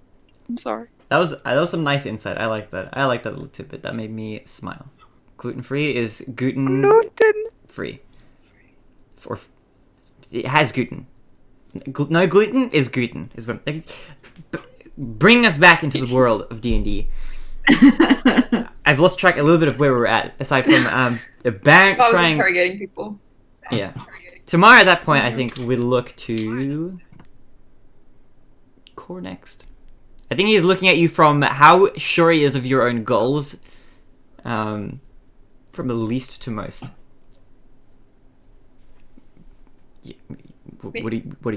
Yeah, what are your aspirations, I guess, or goals? Since we're asking, I mean, you asked me, so. Aspirations and goals. Or Live plan. fast, get rich, have hot lovers. That's it. Okay, but that's fair and all that. But as far as I guess our immediate circumstances are concerned, What? well, I mean, we've got this whole issue of a hit list and Rodriguez's family missing, and Ah, yeah. That we was don't know exactly what's going on with Kellerell, and Melody was eaten by a bed. Sorry. I mean, regarding all of that, I guess, where are you at? I mean, there is a teleportation circle really near us that I'm guessing is not leading to where we think it leads. Oh, like, so we're talking like big goals, as in like we're going on a quest and we're adventurers goals. I guess. I mean, more so like we've got there's a lot of mess around him where like the cleaner is trying to decide which pool to clean first, in a way. That's true. I guess finding Dree's family is quite important. That seems like it's an urgent matter, and I'd be very inclined to side with any decisions that lead us closer to figuring out Vitry's familial issues. I think in the same way, it seems like... And then he looks to Jade. It's at least vaguely intertwined with your quest to find bronze. Because it seems like, from what that book told you, that if I misunderstand anything, correct me, but bronze is after a stone. Ah, the sad stone. It does. Seems that way. Seems as though Calorella. But it's not relevant, so let's move on. Anyway, Druti's family is the pressing issue right now. Fujiri, what do you think we should do? If the message in Jade's book is accurate, it could be that Bronze is already lost, so we could just be trying to find him. But I would like to find my family. They are a threat. They are being threatened by Kalarel, and I don't take kindly to that. I don't either. The teleportation circle up in the top is wrong. What do you mean? She pulls out the where she has taken the notes and has copied down the symbols and shows them to Core as Ah, yes. Can I roll an Arcana check? Yeah, you can roll an Arcana check. Decent roll. What am I? I keep closing my page. Arcana is +7. That's a 19. Ooh, pretty good. All right, with a 19, what you'd be able to ascertain is that you're pretty familiar, not so much literally with the meanings of the sigils, but you'd be pretty familiar with being able to match them up to like, oh yeah, this series of sigils leads to like the material plane or Feywild, water plane. All of those are very common ones that you would have learned about or would have seen around. These ones are totally foreign. They are sigils, and they look, if they're written in the circle in the same way that Vajriti wrote them, then they're written haphazardly and a lot more laissez-faire than you generally put into a teleportation circle, indicating that maybe this is some sort of dodgy teleportation circle that doesn't quite lead to anywhere that you are familiar with. Maybe some sort of extra-dimensional plane, some sort of plane outside of the planes, a place that isn't really connected to anything that you're familiar with. Which is something that you've been in at this point once when you met old Kalarel. Who knows where he is? Starts crying and plane of hopping. Cool. So It's like Drudy, every day, new plane. this might have something to do with the fact that I dropped out of school when I was 15, but I have no idea where this leads, and I don't really want to try. Avros looks at you, Vajriti, at this point. Might I take a look? she shows him the book. You see, I'm sure he completed school, and I still think I'm... Anyway. And he's going to take a look as well. Core, I think. Therefore I am, and I don't recognize these at all, actually, so I can't give much help. But they aren't any symbols that I recognize, as far as... I mean, I know what teleportation circles look like that lead to the material plane, and... So it probably leads to not the material plane, or any other real plane. That I can ascertain. Definitely not the material plane. Jade's Probably one of those spooky gem planes. I am incredibly well read. Would Hey, any of somewhere these That is. failure? Wait, what did Core say? He was just being bratty. You can read it. Do you have a look? Okay, what did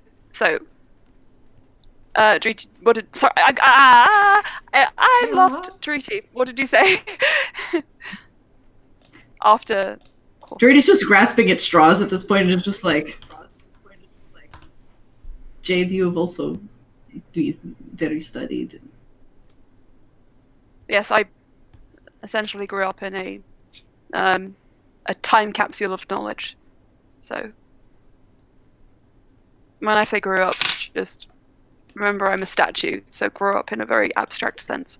I start How old are looking. you, What do Jade? I see? What do I have to roll? You can roll for me. Your choice. Well, that's difficult to say. My consciousness is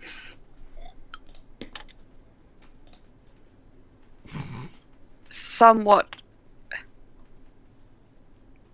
It's weird and complicated, but I am much older than I seem in Same. physical terms. But how old are you Um, actually? Like centuries amazing. old? Because that's kind of cool. Yeah, like this. We did a test on the stone, and it's like pretty old, over centuries. You have a great skincare routine. Thank you. Cool. So, Alright, your choice of a few different roles, I'll let you pick. You can roll an Okay. intelligence roll. You can roll an investigation roll. You can roll an arcana roll. Arcana check, sorry. You can roll history check as well. Your choice. Okay. To see if you can The best decipher I these have. sigils. All of them are a +2. Perfect. Okay. So let's do this. Jade's like, Not very good. Jade's like, no, I can't read this. see, I knew no one here was smarter than me. Out of curiosity, what check did you roll, and what did you get? I rolled 3 on the dice. I have a +2 to. I did history because it History? seemed the most relevant because it was casting back into his brain. There is a vague familiarity that you have to these sigils, at least, but Oh, there isn't much more wait, that you could. No, I'm familiar with them. Well, I should say to sigils in general. Maybe not these ones specifically, but there's something about them that like resonates with you a little bit, despite not having used that many teleportation circles in your lifetime. That's about as much as you can gain from your small roll. It's a small amount of information for. It's a wee bit of info for a wee roll. Hang on a sec. I just want to check something. Never actually thought to. Why can't I look at my own description? I can't look at my description on my notes. That doesn't make sense. Hang on a sec. Sorry. So I wanted to check. Am I not log? Wait, why is this? I know that my background comes with certain features, but if I can't actually look at my own character, that's confusing. Well, while Hang on. you look at your Jade statue. character sheet, I think Tamara would look to Baron and ask the same sort of question. There we go. If you're just here with us for the ride, and you don't have any goals of your own, at least for the time being, how do you think we should go about this, Baron? Out of curiosity, I don't usually think to ask you much, but maybe some Yes. insight. Okay. What are your thoughts on the matter at hand, at least regarding Vidridi's situation? And Calarella, I guess, as well.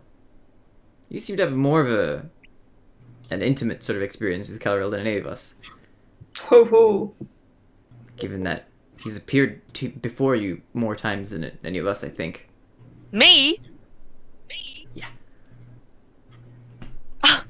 What do you mean? Maybe Calarel's hot for Baron. I ship it. Excuse me. Then I truly do think he is out of his mind. Yes, of course he'd be out of his mind because, as you see, my heart only belongs to Melody, Green you got eaten by Goblin the Lady. bed? Melody, yes, that was her name. Well, Anyway, well, She died I'm this sorry, morning, I can't Baron. just brush past it. I Oh my remember. God, Yes, she died this she morning. died, and I am in mourning right now. well, speaking of the morning, we should probably. Well, leave if you're too in the- devastated to speak, I actually remembered the thing I was going to say. Ooh, yeah. I don't know why my sheet was weird. Well, I know that these kind of resonate. So I think that maybe there is something there. I just can't put my finger on it. Well, and historically, people have been known, especially scholars and others intrigued by far-off lands, have been known to take a friendly interest in me, and I have been able to parlay this attention into access to people and places you might not otherwise have for me and my traveling companions. So if there are any noble lords, scholars, and merchant princes, to name a few, that might be interested in hearing about my hunches and my library back in the temple, we might be able to gain access to people who have an understanding of these runes. I'm a nobleman. I mean, what? And look, Did you've been Baron stuck say with this that? the entire time. No, I didn't. I have a noble steed. Baron, you are so sus. I At have this a point, we noble kinda just let it steed happen. called Evan and Edric. Remember, I summoned them a few sessions back. My giant eagles. They And my have noble they have steed. not stayed summoned this whole time. You'd have to resummon I know. them. I'm just reminding you guys that, you know, they're my noble steeds. Why would you name your noble steed? Jade Evan? says, Because they're eagles. Alliteration, my dude. okay. It's just very unmatched. I would also say that you could betray us tomorrow and I would not be surprised. No. I would be a little surprised. No. I think Baron's Actually- secretly feeding us slowly to mimics one by one. What? No. Preposterous. Insight check. Is it really? Not good. It's not good. It doesn't. He's like, I don't know if that's it, but he's definitely sus. Jade just says, regardless, sorry for throwing us off there a bit. What I'm trying to say is that I can leverage the information that I have, which has basically been frozen in time up by my temple, to maybe get us access to people who might have a better idea about this. So we gotta go to your temple. Perhaps I could No, offer I some have that assistance. information in my brain. So we just have to find someone who would be able to give us what we need and be like, hey, trade, A scholar. maybe. Yeah, perhaps I know a few people here and there. Yeah, I've sung songs. I think maybe the material plane yes. capital you would know. Yes. So if you've sung songs, maybe. Baron, Baron, Jade like looms towards Baron. Baron, what if we go to capital and you introduce us to some relevant contacts? Why are they irrelevant? We don't care as long as you give us the contacts. We could just go to the Kingdom of Crystal as our other lead. That's too. also possible. That too. If you know I people like in the Kingdom of crystals. Crystal looks to Core, yeah. Was it Baron was from the Kingdom of Crystal or Core went there? I don't remember. I don't think any I of think- you are from the Kingdom of Crystal. No. I think Avros Okay, wanted to go there Um, at one point. right. He did at one point. Jade hasn't ever been there. That's not where his temple is it? Also, Virgidi's sister is heading there, or was heading there, or is somewhere at one point was there. That sounds like a lead. Okay, we do the exact same thing we were suggesting for Capital, but instead we go to the Kingdom of Crystal. Mm-hmm. Sounds good. And Baron, you can use your bardic ways, and I can use my knowledge, To and we can do what we can Very to get some leads. I'm not gonna say charm I like charming. because I somehow feel like you're gonna twist those words. Oh, fine. You know, new year, new me. I'm going to be a new man for the year. What does that entail exactly, Baron? I'm just curious. Improvement. You'll see in due time. Uh-huh. Looking forward to it. Mm. Has anyone seen my mum? Yes, she is at the top watching over the teleportation circle. Oh, why is she doing that? Why? I don't know. I just sent a familiar up to look at her, and that's where I found her. Okay, is she still up there? Like the color kind of fades from Drudy's eyes. Alright, you fade back And, in to your seat. yeah. At the top of the tree. It is raining.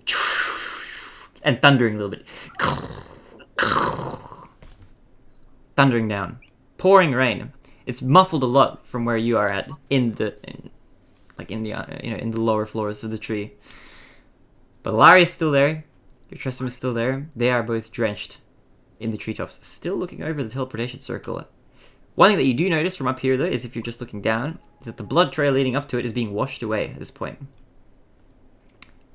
But anything else of note is not apparent, at least. Aside from the fact that Lara is still there, still hasn't moved much from her position. She's shifted over a little bit, changed her seating position to remain a little bit more comfortable. She looks a little bit tired at this point. But other than that, nothing else has changed. Trudy starts kneading on Ilaria to basically kind of get her attention. She looks at your familiar. Oh, you're back. How long has it been? It's been a while, hasn't it? How long has it been? It's been a few hours since she's been up there. Okay, because the familiar only lasts 4 hours. It's been less than that, but it's been about 3 or something since your familiar's been there. Alright, we best be heading back. Alright. Do you want me to carry you? And she looks at you, Verdridi. The cat's eyes go back to normal, and she just kind of like climbs up and just kind of like nuzzles in like on her shoulders. Alright. She holds you close as she jumps down. And she falls into the teleportation circle. Like, she teleports. No, she doesn't do that, but that'll be funny. She makes sure to roll a dexterity check, actually. And she's fine. She makes her way slowly back. It's a natural one. Natural one. I would have made her fall into the teleportation circle if it was a natural one. But, yeah, I know. Rodridi would have seen that if that had happened. Yeah. Even if it was like a 2 or a 3, maybe. That would have been bad. But Alara begins to make her way back. And Rodridi, you are back with the rest of the group now, your consciousness fading back in. Yeah, I'm gonna say Drudy just updates the group on what's going on. Oh, okay, I see. I guess she'll be That's back fine. soon.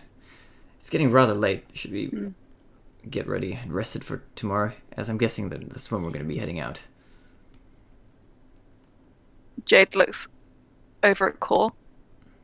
So the Kingdom of Crystal. Can I insight check Jade?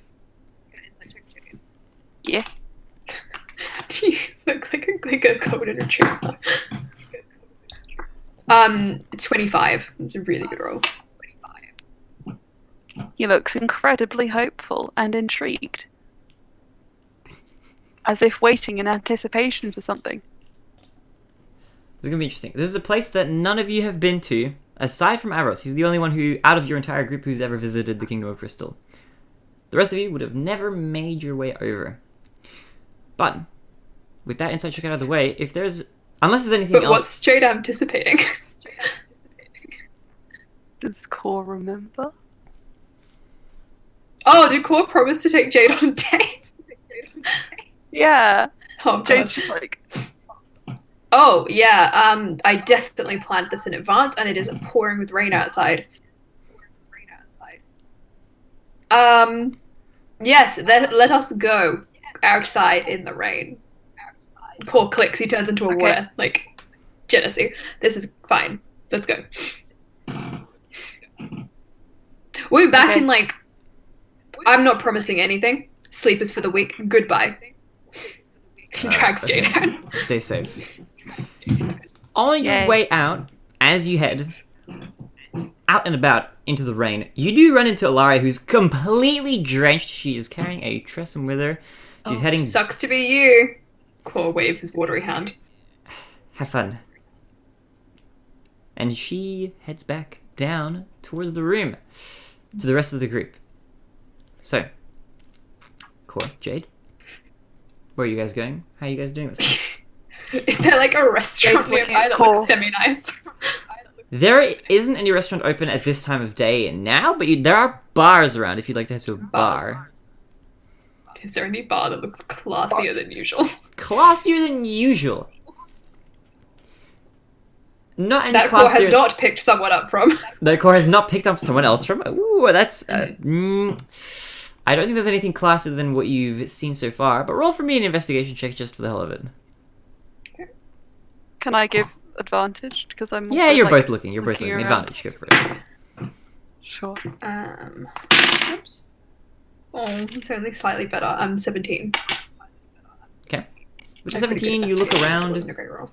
and at first, while you're wandering around, going through the tree tower, there isn't a whole lot that you see that you haven't already seen before. You've been through this place a number of times at this point. You are getting more and more familiar with the surroundings. There is something that, however, that catches your guard. Catches your guard?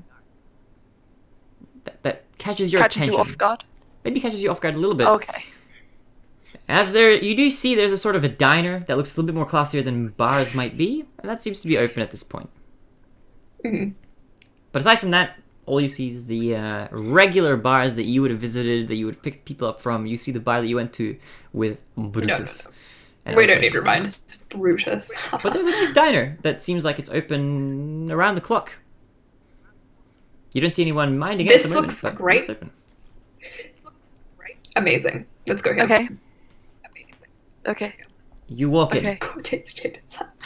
And you reach the interior, and there's a counter where it looks like one might wait to be served or where one might order food, and there is currently no one there. You see a light in the back room coming through the door leading into the area where the counter is. It's gonna be an encounter, isn't it?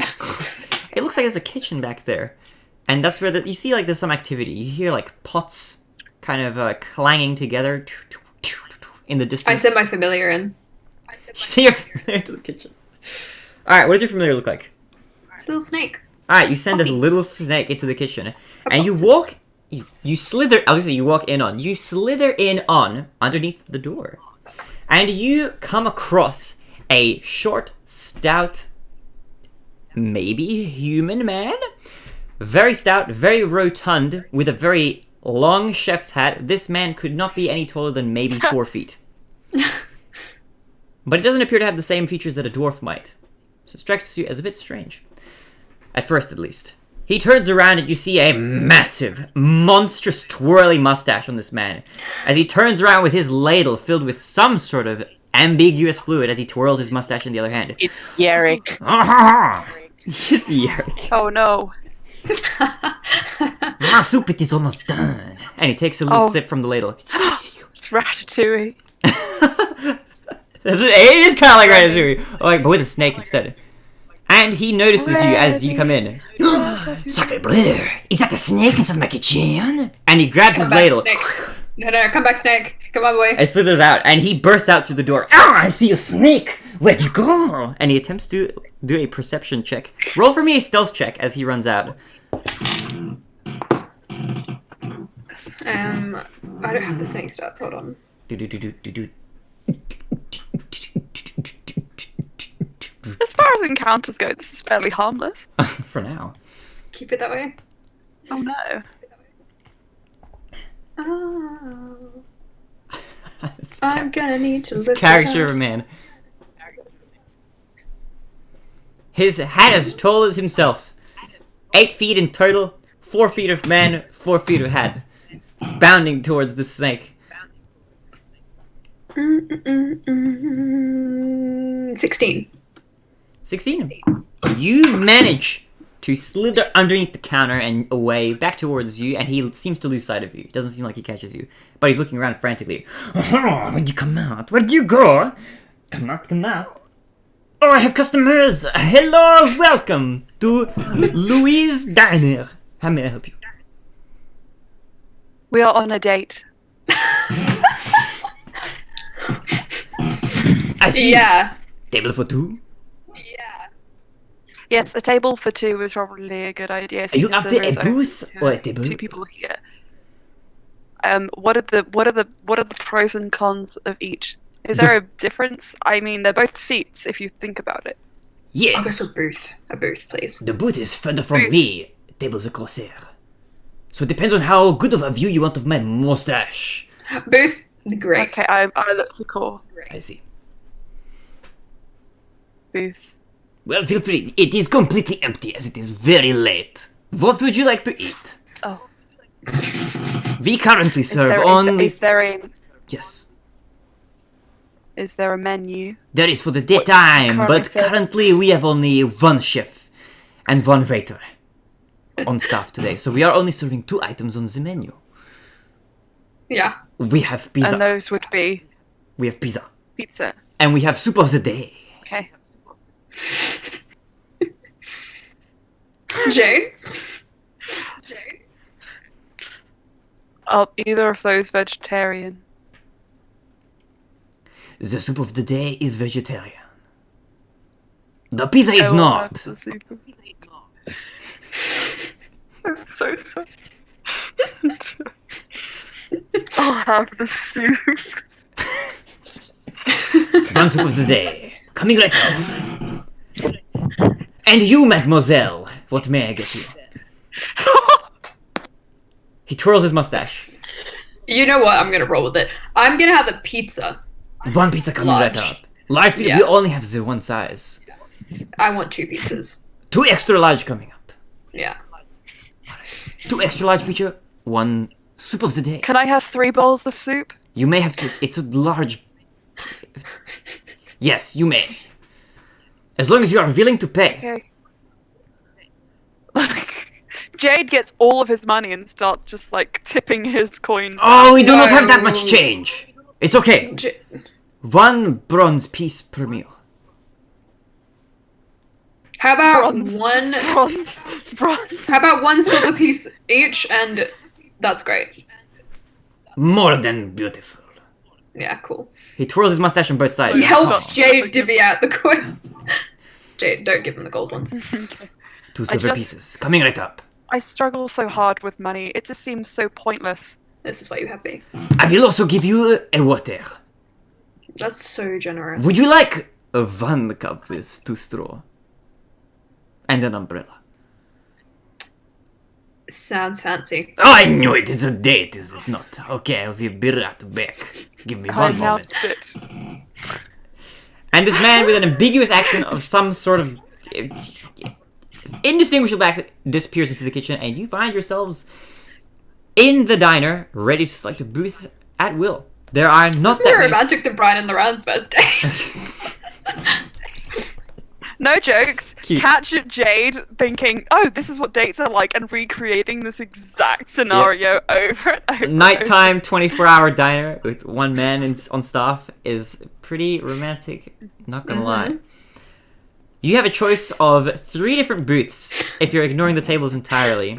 This is a very small diner. It is small. It's like a laundromat in here. It's very tiny. You are not that much further from the twirly mustache that was mentioned earlier than you would have been if you had sat at the tables, but you are at least a little bit further. So that's at least notable. If you'd like to choose one of the booths without inspecting, then by all means. Otherwise, I will inspect for general cleanliness. Alright, roll for me an investigation check. That's a good idea. I keep rolling the same kind of numbers. It's a 19. 19, alright.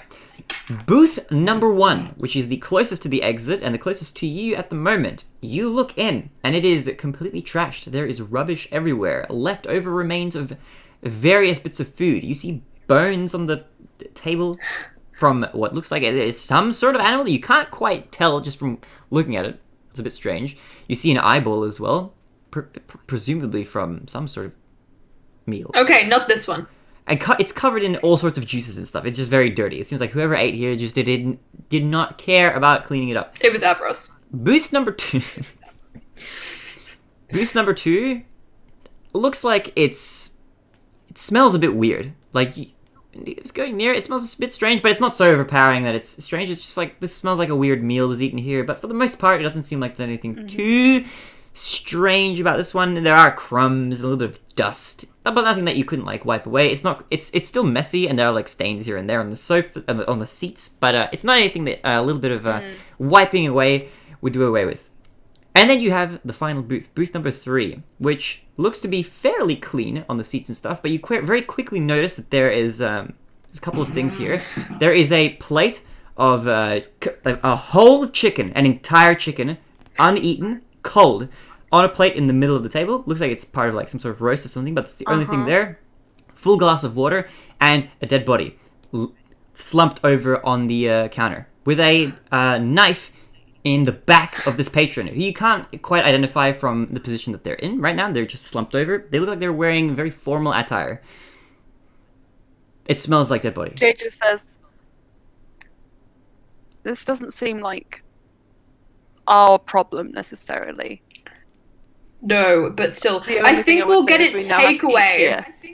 He yells from the kitchen. Yes. You hear clattering from the kitchen. What was that? Takeaway. Take away. And he pops out. Sorry, I cannot hear you over the clunking of the metal. Take What do you away, mean, please. the There's clock? a Oh, bit- you want it in containers. Okay, I will bring it Yeah. to you. And he goes back inside. And disappears for a little while. And you are left waiting there Do you for... think that he stabbed him? Who hasn't stabbed a few people in their time, honestly? That's true. I'm not one to judge. Mm. Amazing. Well, this is good. So what do I do now? What do we do? Are now? you enjoying yourself, G? We did just discover a dead body. So it's at least interesting.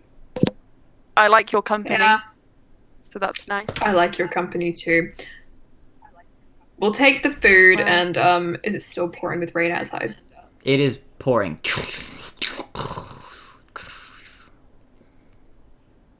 Very rainy. We like the rain. We can stroll. Mm. I didn't plan I like this. Usually I would plan this, but Core, It's you see okay. somebody in the distance at this point, outside of the diner. oh god, yeah. Who is it? I'm gonna roll. Roll a perception check. 16. 16. You see someone that you recognize. Very tall. Very tall dryad. Not walking in your direction, but just walking by. You see, in also fairly formal attire, Brutus. He looks to be walking with a drunken sort of stupor. But you notice him from the distance. This is disturbing. Oh. What? Oh. He's here. And then he walks back Should I around go and he and- re-enters your vision. And now it looks like he's heading towards the diner. Stumbling about him. Adjusting Okay, his- quick. That's I'm right. gonna turn myself into Drudy. Okay. Just pretend I'm not. Yeah, you know. Yeah, that's fine. This is fine. Okay. And he stumbles into the diner. Hmm. He looks around a little bit, squinting a bit more than he really Jade should. immediately looks a bit more sour.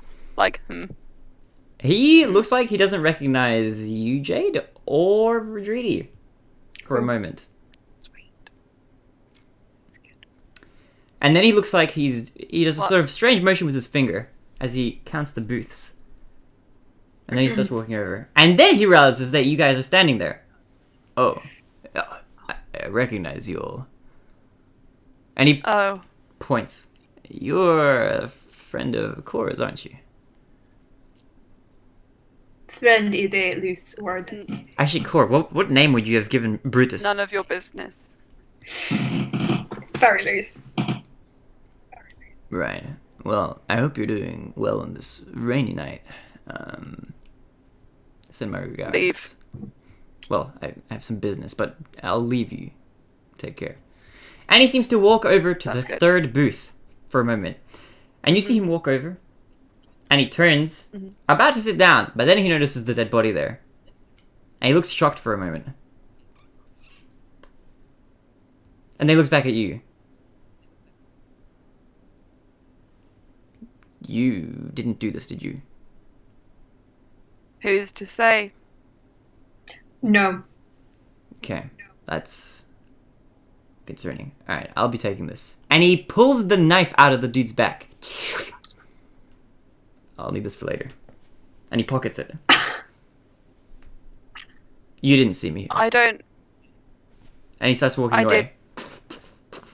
Your actions make no sense. You've taken a murder weapon. Okay. No, I didn't. Jane, don't get involved. I was never here. Okay. If anybody asks about that body, you don't know anything. Can I Involving me. perception check the body? You can perception check the body, yeah. Oh no. That's why I'm rolling all 12, 13, 14. That's a 16 again. 16 again? Okay. From your viewpoint here, is there anything specific you're looking for? Just before I get into it. Do I recognize the body? Okay. You definitely do not recognize the body at all. However, there is something you do recognize about the body, which is a little bit peculiar, and that's that it's a human body. Or it looks like a human body, at least. which is peculiar for the Feywild because there aren't that many humans around these parts. Humans are a lot more common to the material plane and not very common to any of the other ones. But that's about it. Okay, I'm gonna transform back into myself and just yell, "Oi! Brutus turns What's around. going on?" Oh, Cora, when did you get here? You're fast. Where's Virginia? Just then. Okay, well. She had to use the powder room. Oh, okay. I wasn't aware there's a powder room here, but It's out back. It's quite far. not much is Tripped going back for a on. while. How have you been? Decent. What's with the dead guy? What dead guy? The guy you I just would like dragged to out of the sleight of booth. hand the dagger. Oh, okay, you want to slide a hand it? Okay. Thomas, whilst... Yeah, I'm pretty dexy, so what I'm going to do is I'm just going to be like, I'm going to give you some space and move around and just whoop. Okay, go for it. Roll for me a dexterity check. I've only Or actually- rolled 3s this session. That's 3 3s in a row. Oh, I'm not bad at this. No, okay. We're gonna do a different roll. Forget that roll. 7. I'm gonna need to re-roll it because. Oh, no, it's... No. No, I don't want you to do It's it. I want you to fine, I do rolled first two different rolls. I want you to do a. If Okay. you're trying to be sneaky, I want you to do a stealth check first. And if you're stealthy enough, then I'll get you to roll a sleight of hand check with advantage. If you're not stealthy enough, then I'll Well, just that get you to would roll. have been Well, I rolled a 3, so add 8 is 11. Okay. Let's see. Passive perception. Roll a sleight of hand with advantage. Okay. Brutus is not perceptive. Not Brutus passively, is sorry. dumb. My brain hurts because this roll is so not good, but at least I have a +4. 13. 13. I'm gonna say that with a 13, you could probably snatch it off him. But it won't be long before he notices that it's gone. You would get that impression probably. Sweet. So you have a short amount of time with it. Can I put one of my own darts in its place to make it Yes, you seem can! You like can do there's that. Go something for still it. I like that idea. Smart. It's like the Indiana Jones, like, Rich. thing. That's cool. Yeah. Okay, Yeah. you do That's that. You get the feeling that Brutus probably won't notice. He does seem like fairly tipsy, at least. And you manage to snatch a bloodied dagger, or no, Wait, sorry, wait. a bloody Plus knife. 1 bloody dagger. Bloody knife. It's like a kitchen knife. Is what you gain. So, It's like a managed- kitchen blade. like a kitchen blade, yeah. Okay. Concern. It's like a stereotypical, knife. It's not like a dagger that's like stealthy and has like a hilt and so. This is like just a regular knife, as if somebody just used what was around them. If they were just trying to improvise It's here, the maybe. bloody chef, isn't it? I have an important question. Yes. Yes, it is a kitchen knife. What kind of kitchen knife? Is it like a paring knife? Is it a cleaver? Is it a vegetable knife? knife? It Is it a is. cheese knife? No, it's not a cheese knife. It is a cleaver. It's like the I can draw a picture of it. It's like the squarish looking one. Yes, the square one. Yeah. The one that's like it's like a block Oh. like that and then like a handle like Ah. I can't do a shape of that, but it's like that. It's like a kind of It's the axe of the kitchen. exactly. It's the kitchen axe basically. Oh boy. I would like to then just sort of put my hand on Brutus's shoulder. He doesn't notice him immediately. He's huge. He's looming, but he's looking at you, Cor, because Cor, you were talking to him before, so he's looking at you. Well, I'm not really here doing any sort of business that you need to worry about. Oh yeah, I'm just kind of interested. Well, don't be. Why? It's personal. You're in the business of murdering people? No. But this happens. Are you gonna trade the body for something? I don't care about the body. The body has no meaning to me. You're gonna have to be a little bit more forthcoming. At this point, I'll be like, I would just like to say to him, Yeah. you did approach us first. So asking now for us to stay out of this is a bit confusing to me. Good. But it Oh doesn't come concern on, you. Brutus, don't you wanna, share? What's in it for me? We're all friends here. Are we there? Can I roll to I don't know, charm him? I don't know what that roll would be. Well, charm is something that you'd have to like cast upon him. No, like charm him like with my glowing personality. That you can do with persuasion, or if you wanted to do general charisma, I'll let either of those two. Or performance, if you're going to do some sort of, dance to entice him. I don't know. Hold on. My persuasion's really good, so that's good. But I'm going to use a luck because I think I can do better. Cool. And I was right. That's a 22. Okay. So what are you... You're trying to get him to divulge more information. Yeah. I'm like buttering him up. Okay, I consider Come on. you more of a friend than anyone else in your party. But, That's a relief. I'm after information from a person who's now dead, I guess. But that person's a messenger, so they're not that important. That said, I am interested in who killed them. So I'm going to look at this knife that I have. And he pats his pocket. Doesn't realize exactly quite yet the knife has been exchanged for a differently shaped knife. Doesn't phase him at all. He's a bit dumb. He's a bit dumb, a little bit drunk. You've pretty much only ever seen him drunk, which is kind of that's interesting and impressive. Jay takes a step back. But I'm interested in who is interfering with my plans. What are your plans? They're related to my business. What's your business? I mean, the business of making money. Like criminal money? You could say that. Business of hard knocks. I don't know why it's I it's like a can gangster. respect Business of hard knocks. Yeah, it's the business. What? He used to be a gangster with Tobias. He's like, yeah. It's nothing that you need to... it's nothing that you need to interest yourself Twiddles in, the kid. moustache. Why are you so curious all of a sudden? Oh no, I'm just kind of interested when a dead body turns up in the place I want to date in. It's kind of fun. Maybe you turned up where the dead body was. That's an interesting way of looking at it. It's not that the dead body came and found you. I think you found the dead body. Well, it was just here. Look, if you're asking because you want to help me out, I appreciate the gesture, but it's nothing a little investigating can't take care of. Why are you so interested? Is it just that it's a dead body and that interests you? Yeah. Little scram. I'm just morbid like that. Yeah, I figured. But it's nothing unless you give me a look. I'm willing to hear you out.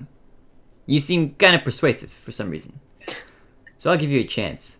But if you can't convince me to give away information for no reason, I don't think I will. What's in it for me? Why do you want to know? You gonna help me out? Help you out in what way? I could use a sleuth or two. And he looks to you, Jade, as well. Jade actually, so I was about to say, how engrossed is Cora in this conversation? Like, how much of... It's like... I think Core's interested, but he's is not he about like to focused on throw things Brutus? Cool. Because Jade has basically been just like kind of becoming more and more uncomfortable and sort of like withdrawn as this is dragged on. away. Okay. I think Core would notice that. He has a pretty high insight. How about I get back to you later? It's really late, and I want to have my pizza. All right, have your pizza. If you need me, don't look for me. I'm not going to be here tomorrow. But I wish you Where are good you luck. going? Away. I'm on a mission. I have my own life too, All right. See ya. See you around, kiddo. And he stumbles a little bit as he tries to turn Do around. not call me that. And as he turns around, you do notice something on his neck that you haven't seen before. Oh boy. It's a tattoo of sorts. That we recognize? You do recognize it, yeah. It seems to match the symbol that Medusa's minions Oh boy. done.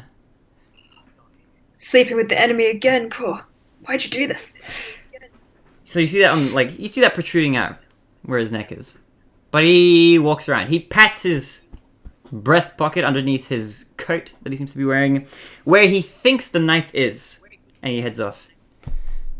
Back into the darkness, into the midst of the tree. And the two of you are left alone. And at this point, the chef returns. Oh, Louise, back. Did I hear a customer? Or was that my imagination? No, nah, it was just us. We were practicing our voices. Okay. Well, I have your 3 soups, was it? And your 2 pizzas. 3. Okay. He gives you, Core, a crate. Fairly large. Can't see into it. It's made of wood. Thin wood, but it's made of wood. Your 2 pizzas. And he hands you the box. And for you, he just kneels down and pulls out a pot from underneath the counter. Big pot. Huge pot. 3 soups worth. Or 1 silver, you I know. fashion it into I fashion it into a backpack. Alright, you fashion this massive pot into a backpack somehow. You tie it up and you make do. It is pretty hot, but not so hot that it burns you. You are also probably a little bit more heat resistant to metals, given that you're stony. So, you're all G. So you guys have probably many days worth of rations. I would say, like, if you wanted to count it in rations, you have about, like, 2 weeks worth of rations between the 2 of you. Nice. Pizza does not last 2 weeks, it lasts 2 seconds. But yes. Well, if you refrigerate 6 it. maybe. You don't know about Louis Pizza. I mean more like I would inhale. But Louis Pizza. You'll see. And he winks at you. And he twirls his mustache. And he turns around. Now time to find that snake! And he runs back into the kitchen. And he disappears. Can I test something? Yeah, you can test whatever you like. Can I give a bit of pizza to my familiar? Sure. You open the box and you see 1 pizza inside. Mm-hmm. It's a nice looking pizza. For how crappy this establishment looks, you're surprised by the quality of the craftsmanship that's gone into the pizza. And you take out a slice. And as you do, a slice regenerates where you took it.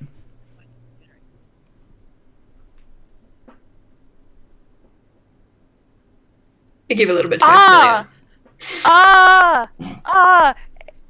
Wait. Can I just want to check. Can I pick up the slice and regenerate again? Which slice are you picking up? The same slice or a different one? Same slice. Same slice, you take a slice out. And it regenerates.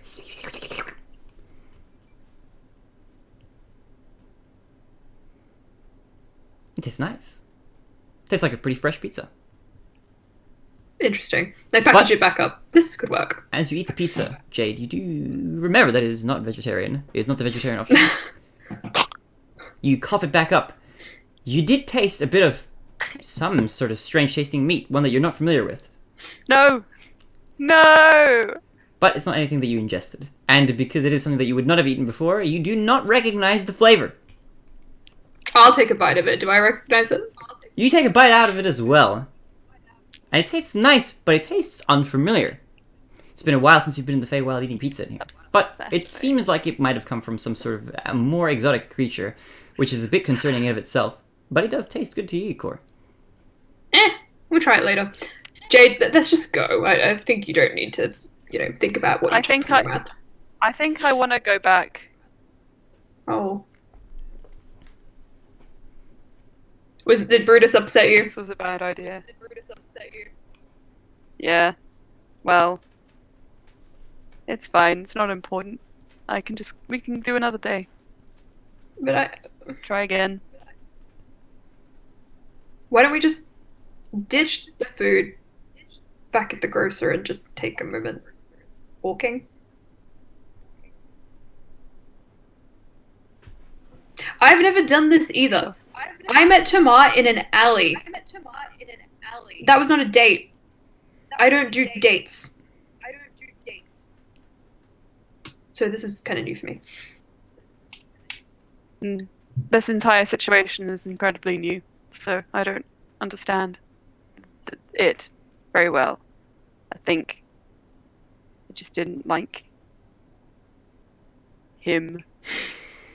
that No, much. he's a bad guy. Hey.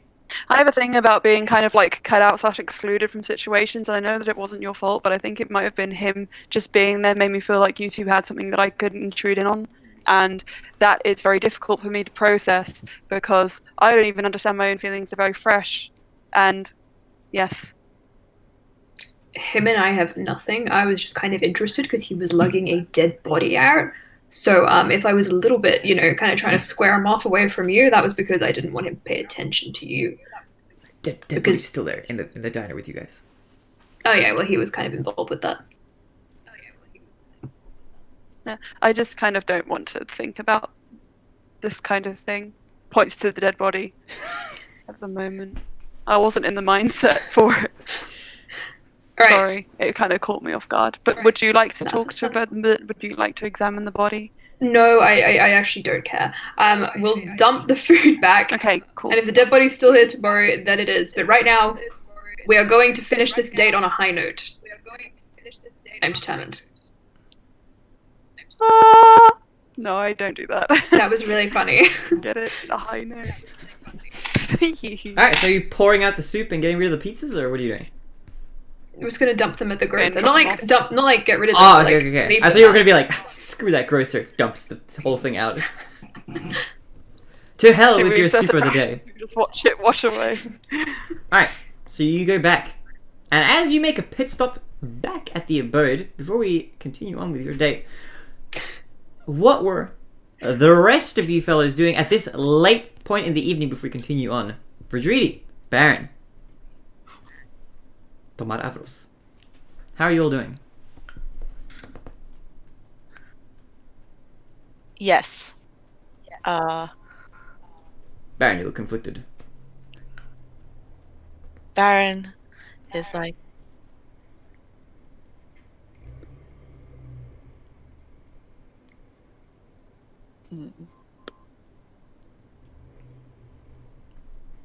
he's gonna go talk to Tamar. Okay, you go to Tamara to talk to Oh her? my god. I'm like, Oh, yeah. hey, did Hit- you hit really it, man. hit your head today? You seemed a bit off, and we're not best buddies or anything, but I sensed something off about you. And I was just, even if you don't want to tell me, that's fine. I- Just, Yep, sorry. Go for it, Baron. I just want to let you know that, I care about you. His eyes widen a bit. This is a lot for one day, I have to say. Thank you, Baron. It's alright. No worries. In a survival sort of sense, I care about you too, I guess. I don't mean to be rude. I guess we just haven't interacted a whole lot. I'm a fairly reserved person, and your extroverted nature intimidates me, frankly. I did also hit my head, yeah. That was real.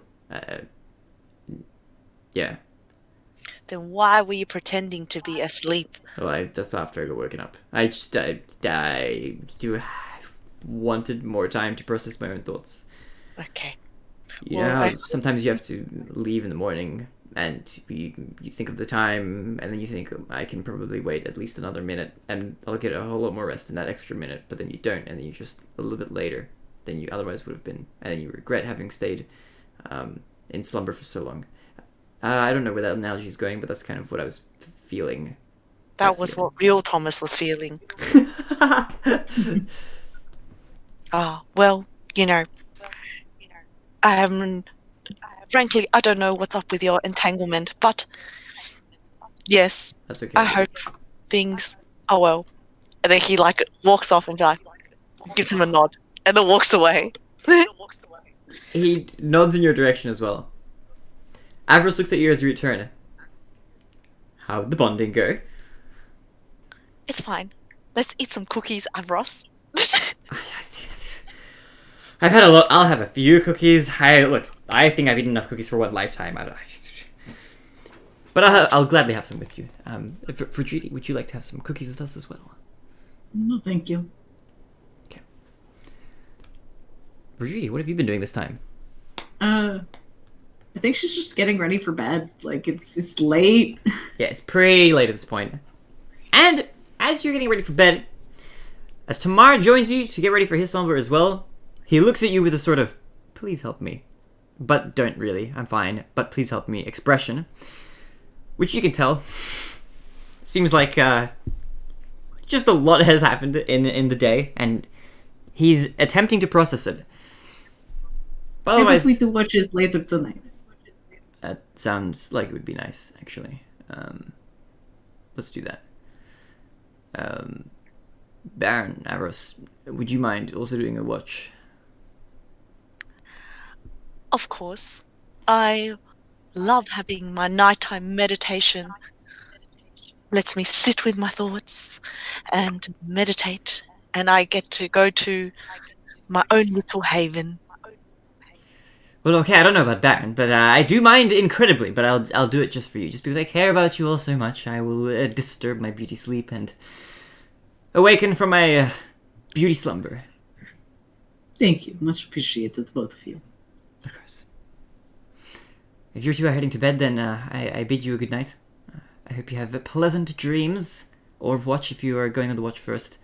I'll be heading to bed, personally. And Avros goes and turns around. Also, since like Cor and Jade are gone, Judy's gonna ask Ilaria to take a watch. Alara looks to you completely drenched. Yeah, I'll do that. Your familiar disappeared on the way back, by the way. I'm not quite sure how that works, but It only lasts a short time. okay, that makes sense. In that case, how about I'll take the watch first, she says with tired eyes, and you and Tamara can take the second, and then Baron and Avros, who's disappeared, you can take the third. Sounds amenable. Okay. Sounds good. And at this point, as you're about to head to bed, the group reunites very briefly as Jade and Cor enter the premises. You guys are back, killer. Oh. I'm just gonna leave this soup and murder weapon right here. Yeah. It's bloodied cleaver. Come again? Do I want to know? Well, one of Medusa's men turns out to be Brutus. Yeah, you know that guy. And he would What? like investigate a dead body, then he pulled a knife out of it, and then he walked away. But we're not going to deal with that because we're on a date, so we're just going to drop that off here. See you, bye. Takes Jade back outside. Bye. Stay safe. Avros yells. You guys close the door. And You're left with I guess regenerating pizza, soup, and a meat cleaver, which is covered in blood. sounds good. Alaria looks over the items and she looks at the cleaver and then she looks at you, Verdrudy. Should we inspect this? I might have a look at this on my watch. Actually, I'll have a bit of time. Leave it with them. I'm a curious snooper, so I will be having a look. But I will inform them because bloodied weapons of admitted murder seem to be concerning for me at least. So I'm gonna have a look at what this is. I can't help myself. I'm channeling my inner net. I don't know what's happening. I just need to have a look. Can I assist? You can assist. She's going to do. She's going to do a medicine check, I think. So you can assist her with that. She's going to roll it with advantage. Oh, okay, not great. But it's probably good enough. She looks at it for a little while, and she inspects it. Well, it probably is a murder weapon. I mean, the kind of blood on this, it seems like... The way it splashed out seems like... This was dealt as like a sort of, maybe, potentially final blow. It seems like a lot of blood came out from the part of the body that this hit. Sorry to sound so morbid. But what they say is correct. I don't know if this is necessarily something that they would have done, though. The blood seems to be more dry than I would expect if it was really Cor or Jade that did this. So, I guess nothing too much to worry about for now. We can ask them about it later, I guess. Thanks for the help, by the way, for Judy. No problem. Okay. Go get yourself some There's rest. just so much going on. I know. There's a bit too much, frankly. But I believe we can get through it. And I'll help you out as much as I can. Stay safe, okay? You as well. Just a strange overabundance of murder in this city. Seems like it, but I can take care of myself. I'm not quite as I know. feeble as the elders once were, you know, despite their magical prowesses. Perhaps you will be the elder. It's not something I've really considered before, but maybe. Although you, of course, as I'm sure you're aware, are very welcome to help out in any sort of way if you'd like to. That door is always open, I think. But I'll leave it at that. I'll go stand up where I was before. You'll know where I'll be. I'll be up in the canopy. I feel like that's a good place to observe. Well, if to do the watch here, it is better to be watching the house. That's true. I think I'll patrol the area. I will watch the house for a little bit, but I do want to just make sure there's nothing going on at the teleportation circle. I don't know if it's necessarily just this one, but it seems like this one is very magically active. Oh, more so than I remember teleportation circles being. So either it leads to a very magical place, or it's being used more frequently than I seem to be able to see. I haven't seen anyone enter or leave it. I'll keep you posted regardless. Thank you. Have a good rest, the two of you. You two. Baron, Nga? have a good rest. Yes. And she leaves the abode. Back to the others. As you fall into your natural slumber, Core, Jade, you now have time to go out and do your evil bidding. What would you like to do? How would you like to wreak havoc on the mortal realm? Jade kind of goes outside and looks a little bit like lost, like, Oh. Okay, I have an idea. Can you you can climb real cool, right? How about we go back up, he points to the treetops, where we were before, you know, old time's sake. So many memories. okay. Jade picks up Core. Hold on tight, spider monkey.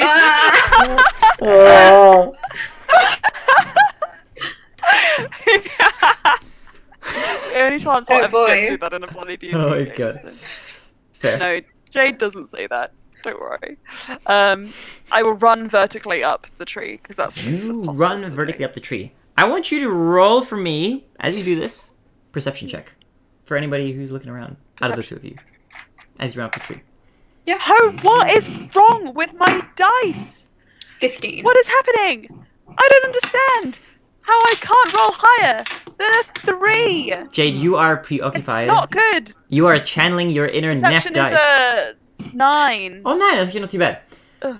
I think that might still not be enough Plus to 7. see what Core would see. With a 9 versus Core's 15, you're preoccupied on getting up the tree, and you're just taking in the nice sights Blushing. of the outside. You are blushing, you are taking in the stars. It is nighttime now, and it's not raining It's an anymore. image. So, the time has passed for the rain. You were just running up a damp tree, taking in the cool breeze and the cool air. And Core, you see Ilaria in the distance. Who you suspect to be Ilaria. In the very distance, notice you running up the tree, as she had been making her way up the tree as well. Turn around and take a sharp turn to go elsewhere, it seems like. As she notices your presence. Okay. She's just gonna be up Like, there I'm like, not "Hi smart." guys, how's it going?" I know I'm Neff again. But you guys make your way up to the top of the tree in peace. No distractions. Cool breeze, cool air, the nighttime sky, and no distractions. Cool. Is it still raining? I pop us It's down not onto anymore. the same. It's not raining anymore. Cool. Core makes himself comfortable. We can just sit up here, you know, and just enjoy. Okay. Are you okay? I'm sorry, I was. I just was confused and a bit uncomfortable. I'm sorry. With Brutus, I think that's the general consensus, actually. I think, though,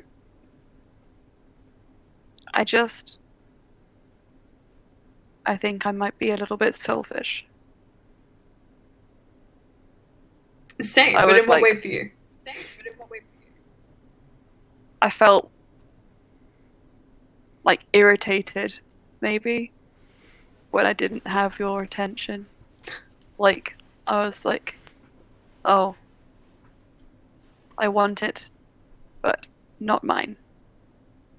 Oh. That's kind of cute. Mm.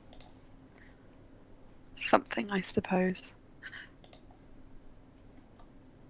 Also, I think that maybe I didn't express myself very well with when we were talking to Tamar earlier. But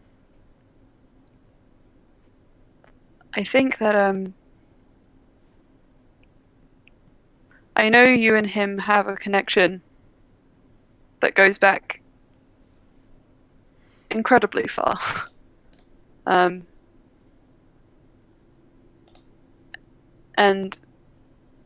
I'm historically one who gets a bit sensitive, very sensitive, when I feel like I can't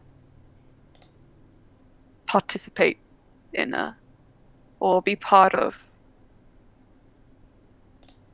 something loved, I guess. When Bronze rejected me, that kind of left a mark. And I think, how do I phrase this?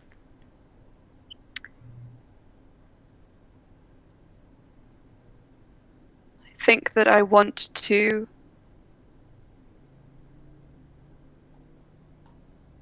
okay, well, I think I know what I don't want. That might be easier. I don't want it to just be me and you and him, and you and someone else. I don't want it to feel like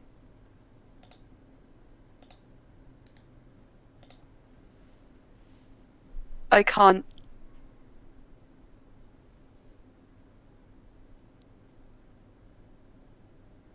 give you everything you need.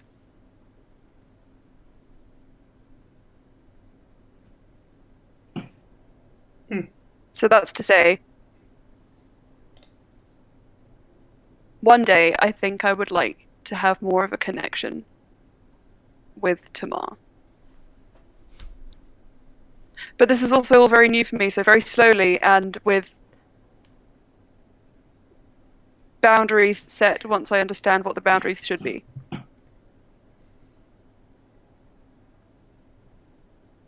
That's all fair. I think Core like shuffles, so he's like sitting right in front of Jade, and he just pats his knee. It's okay to like express these things. I'm not going to judge you. I mean, look who you're talking to. I think Tamar might take a while to get used to this because we've tried in the past and it's not something that he has historically enjoyed, but he likes you as a friend, and that's more than that's better than it's been before. So I have hope, and I think he's come a long way since then. And if both of you want to be with me, then there are things that I know I have to change about myself, but then there are things that I can't change about myself. And that's just how I show affection for people. I've always been that way. I don't want you to change anything. I'm sorry if it came across that way. No, I'm saying that for my own heart, there are certain things that I think I need. You just want to. I know. And I think that. Yeah. Sorry. I won't leave you out. I didn't plan to, if that helps.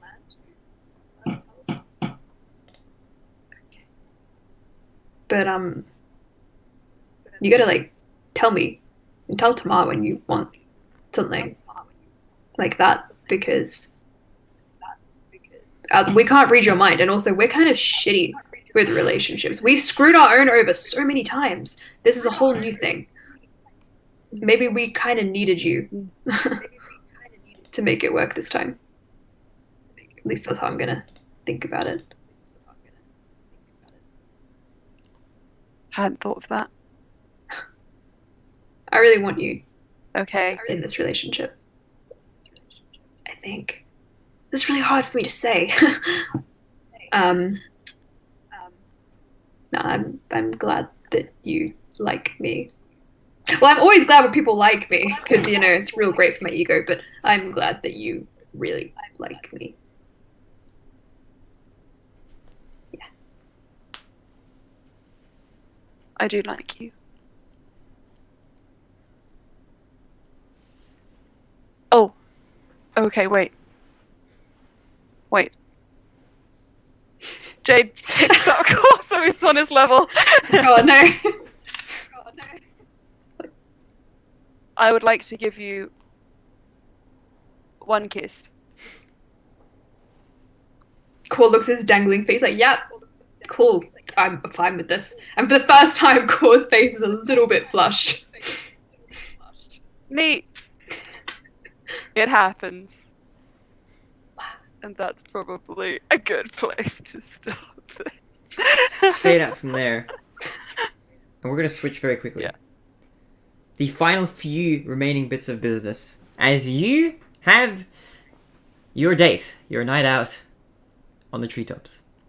We're going to quickly switch now to Vidridi, Tamar, as you are awakened from your slumber by Alaria. Awakened.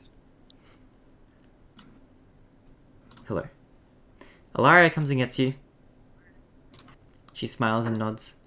As she heads to get some rest, you are now ready to go with Tamara. Where would you like to patrol? Mostly, I guess, in the house, but probably kind of going up and down the... Alright.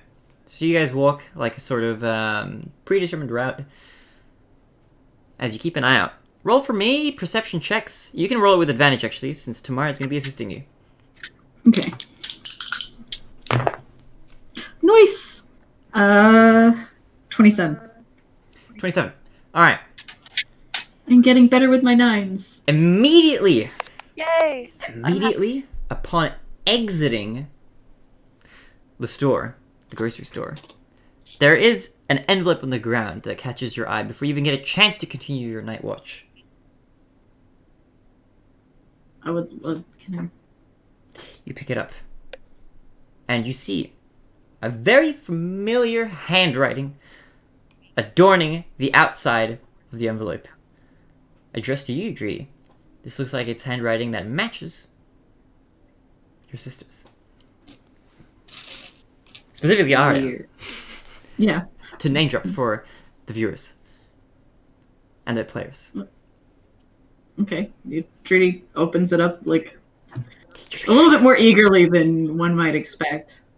Tamar just sort of... Just because she's very, like, composed most of the time. Yeah. Okay. You get your letter out, and I will read to you what it says. You just, I found it. Dear sister, I hope this letter finds you well. I will be leaving my port at the Kingdom of Crystal in a few days with some acquaintances I've made. It is a matter of urgency. I hope to see you soon again. With love and kind regards, Arya.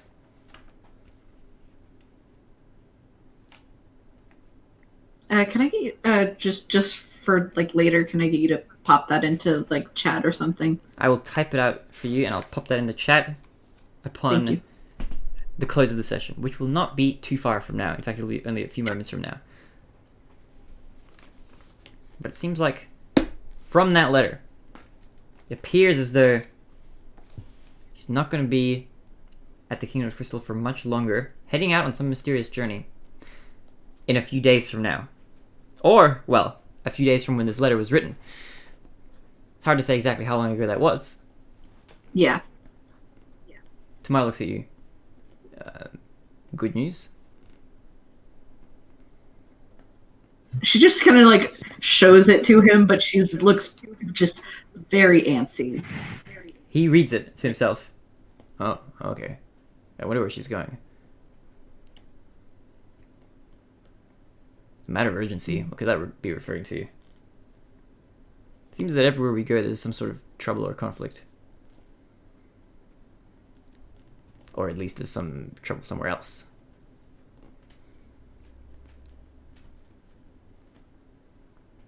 Hopefully we'll make it in time to see her before she goes. If this letter wasn't written a few days ago, but I'm guessing that if it wasn't delivered by Scarlet, then it very well may have been. Yeah, she's just pacing back and forth, leaving this like trail of like flowers. How are you holding up, Treaty? Hmm.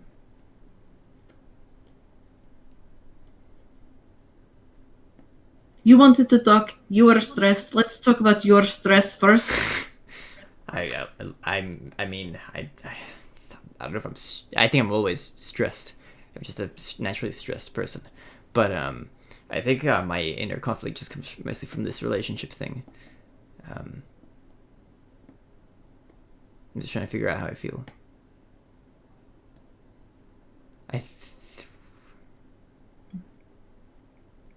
No time to talk like the present. It's true. I think there's a part of me that wants to try it and see how it goes. Is there any harm in trying? I don't think so. But there's a part of me that's scared.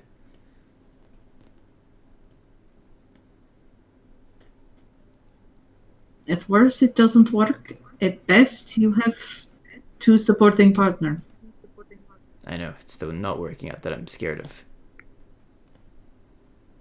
But I At think worst, you have friends. well, I hope so. I mean, I feel like my interpretation of the worst is probably worse than that. Although, if that's what Yes. you think the worst is realistically, then that's at least reassuring. Yes.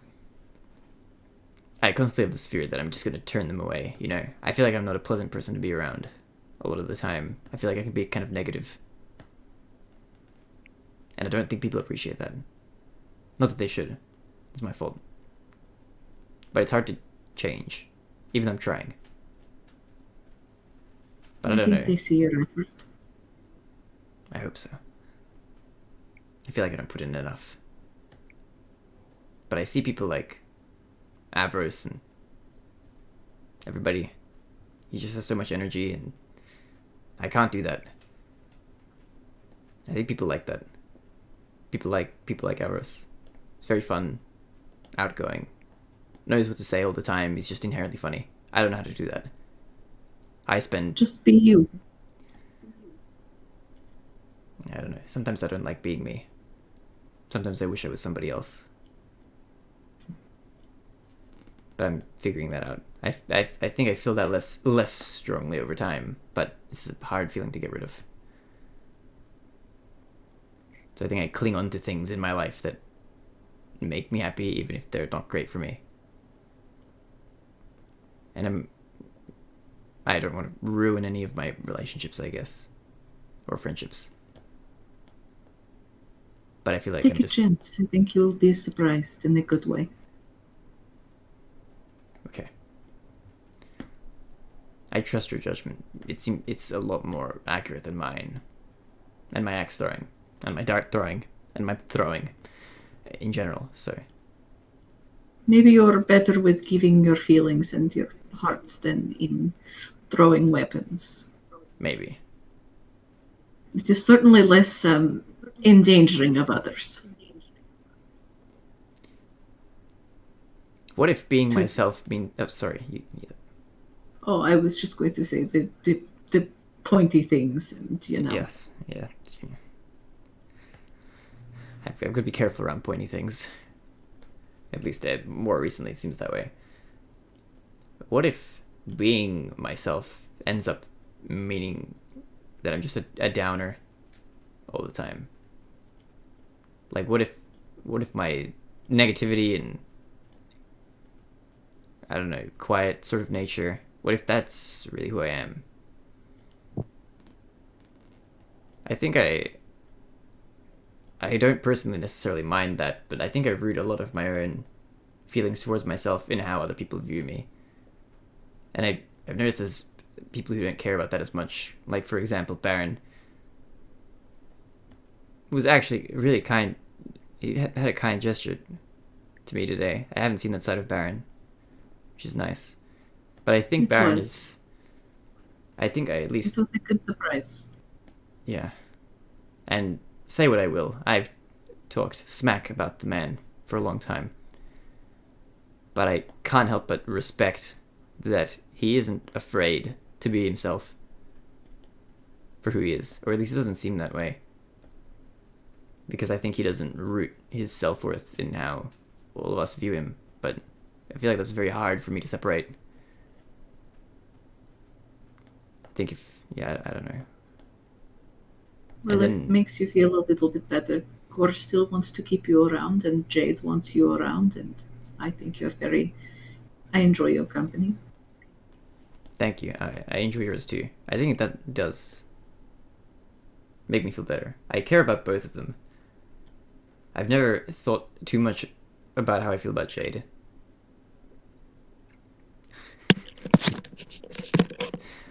But, I mean, I know how I feel about Core. I'm confused and concerned. I'm also concerned. Are you okay? Is Emma okay? I don't know. Um, Are you okay?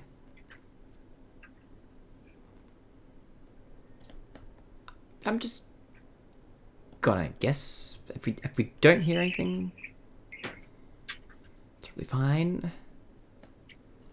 Maybe she's after the charger or something. Emma? Emma, Hello? is everything all good? Oh, I didn't turn my mic off. Sorry. Wind had my laundries outside, and I just saw it all go. Oh, okay. Oh no! It's all downstairs in my neighbour's balcony now. So I saved one thing. I'll go get it. Aw. I don't know. They're gonna think I'm breaking in. It's like, oh god, it's fine. Good luck, Emma. Oh. Thanks. Sorry, I'm That's so okay. sorry. That probably looked really awful on the camera. No, I'm no, fine. no. It's just my laundry. I was just concerned because you Sorry. just like We were had Yeah. a look of panic. So I was like, first priority is making sure you're okay. Ooh, Obviously. Yeah. I'm okay. Don't worry. I'm sorry. Oh, Rudy, I'm sorry. I felt a disturbance of the force. Oh. I don't know what came over me. Yeah, I think that's about it. That's just how I sort of feel. I'm getting better at understanding my own feelings and I guess expressing them to you, at least. And to Jade, I've never had that issue, I don't think. Or, well, No, I mean, you two seem to talk very well. yeah, I think we do. It's nice. I do appreciate that. And I appreciate your confidence. Thanks. I think I'm a little lacking in that department, but Oh, did you confide in me? With Oh, that oh, yeah, confidence. I appreciate you letting me confide in you. What about you, Rudy? How are you feeling?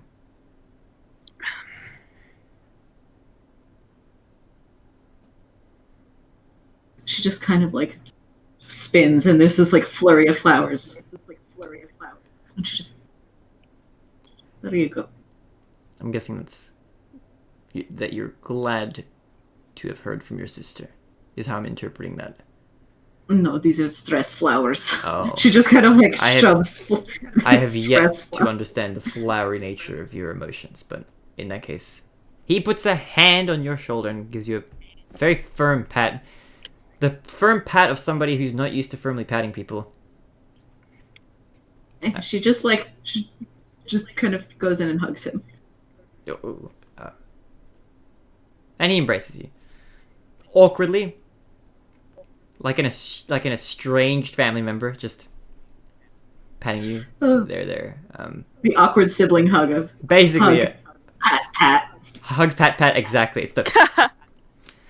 I hope you, feel less stressed. I do. The flowers are a nice touch. If I would make a lot of flowers if I was stressed and made flowers from the stress. That's pretty neat, I've got to say. Like her facial expression pretty much almost never changes. So Stoked. like it's just like a change in flowers all the time. Alright. I'm sure they're safe. And we'll get to the bottom of this. It And just feels like we're constantly running out of time. maybe we should just start running towards what we need to do. And then there'll be a little more running, a little less running out of time.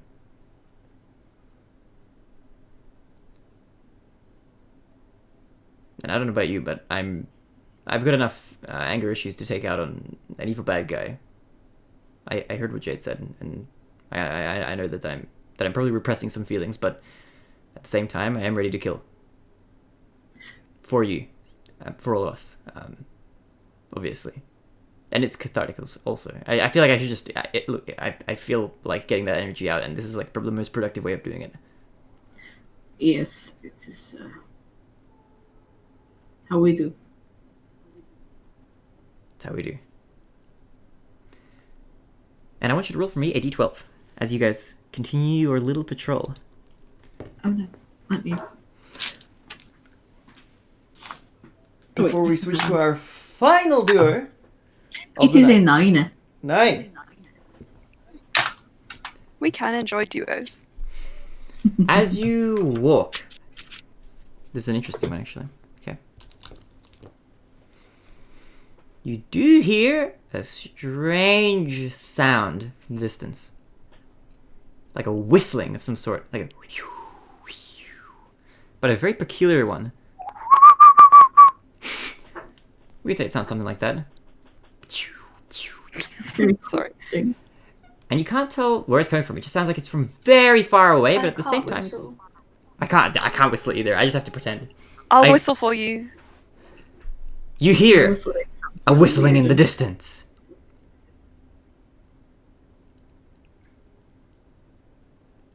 As Emma did. How far away is it? You can't quite tell how far away it is. It just seems like it's extremely distant.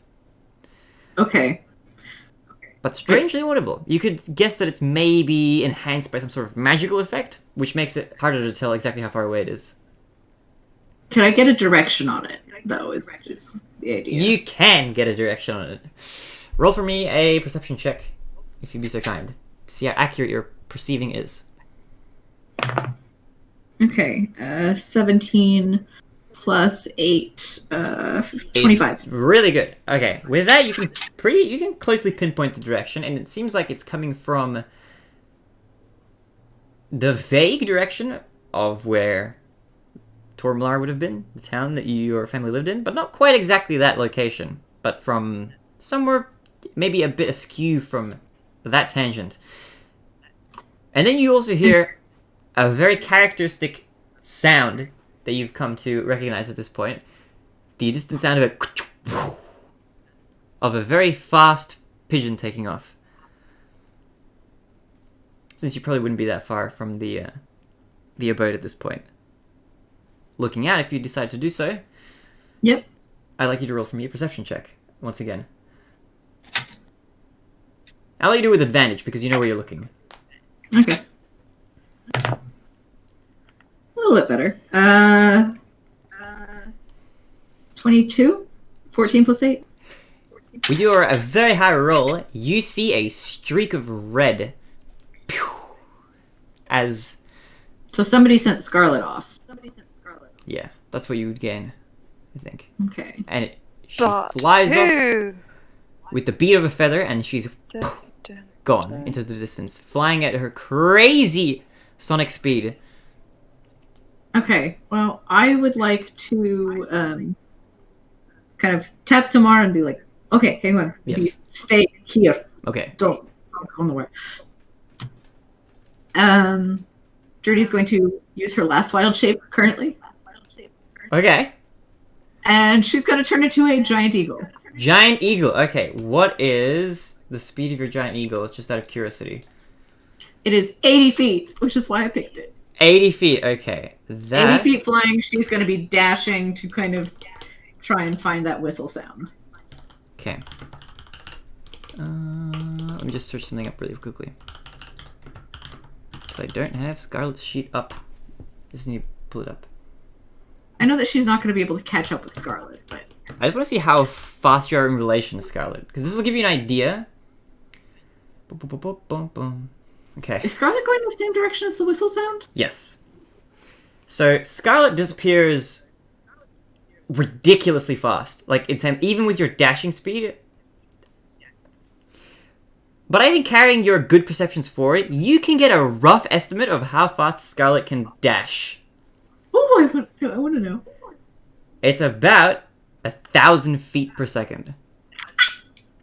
Wait, per second or per 6 seconds? Per second. About 6,000 per Holy 6 seconds. fuck! So essentially, this bird can wind walk. Kind of. She has, I think, 3,000 It's feet Brian. of 3,000 feet.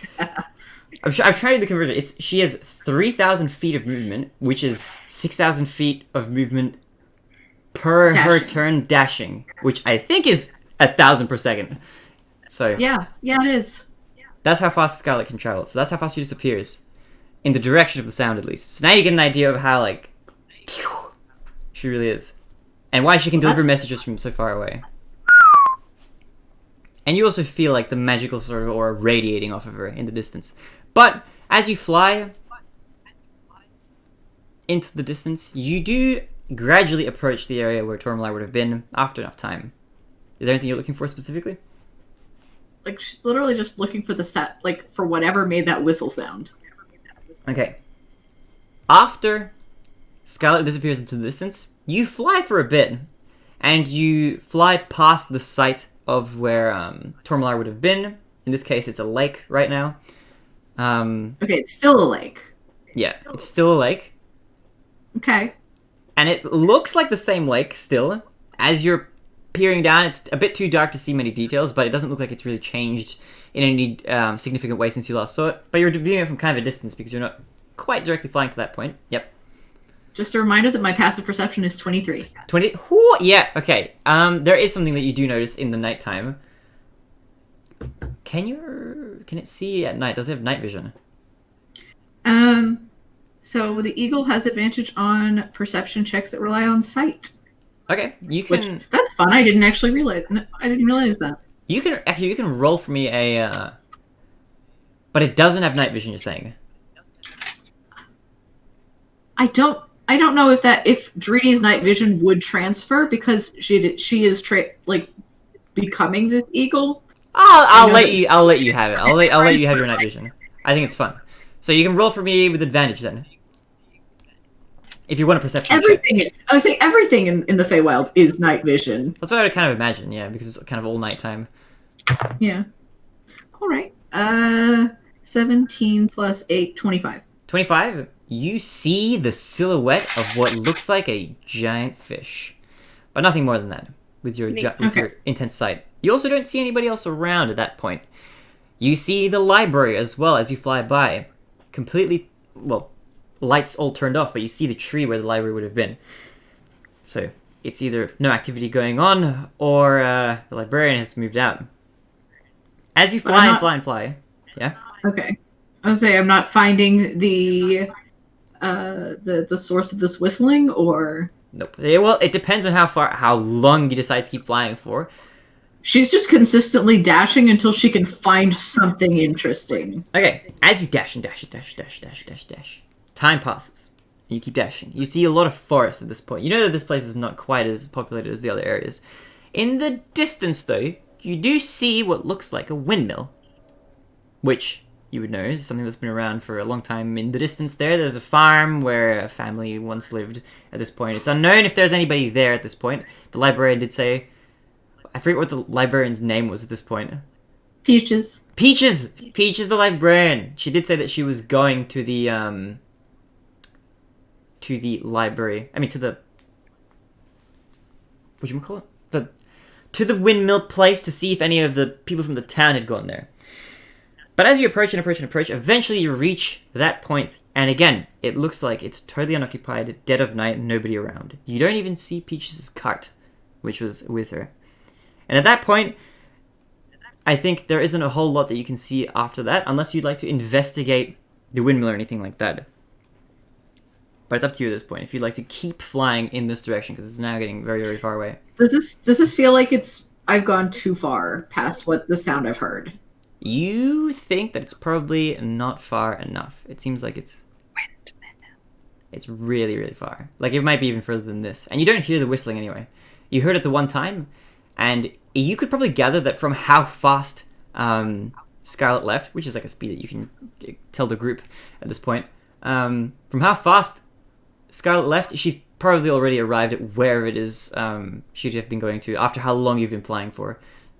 Okay, does it seem like the whistle happened and then Scarlet left, like somebody was calling Scarlet? Yes, you could gain that much info.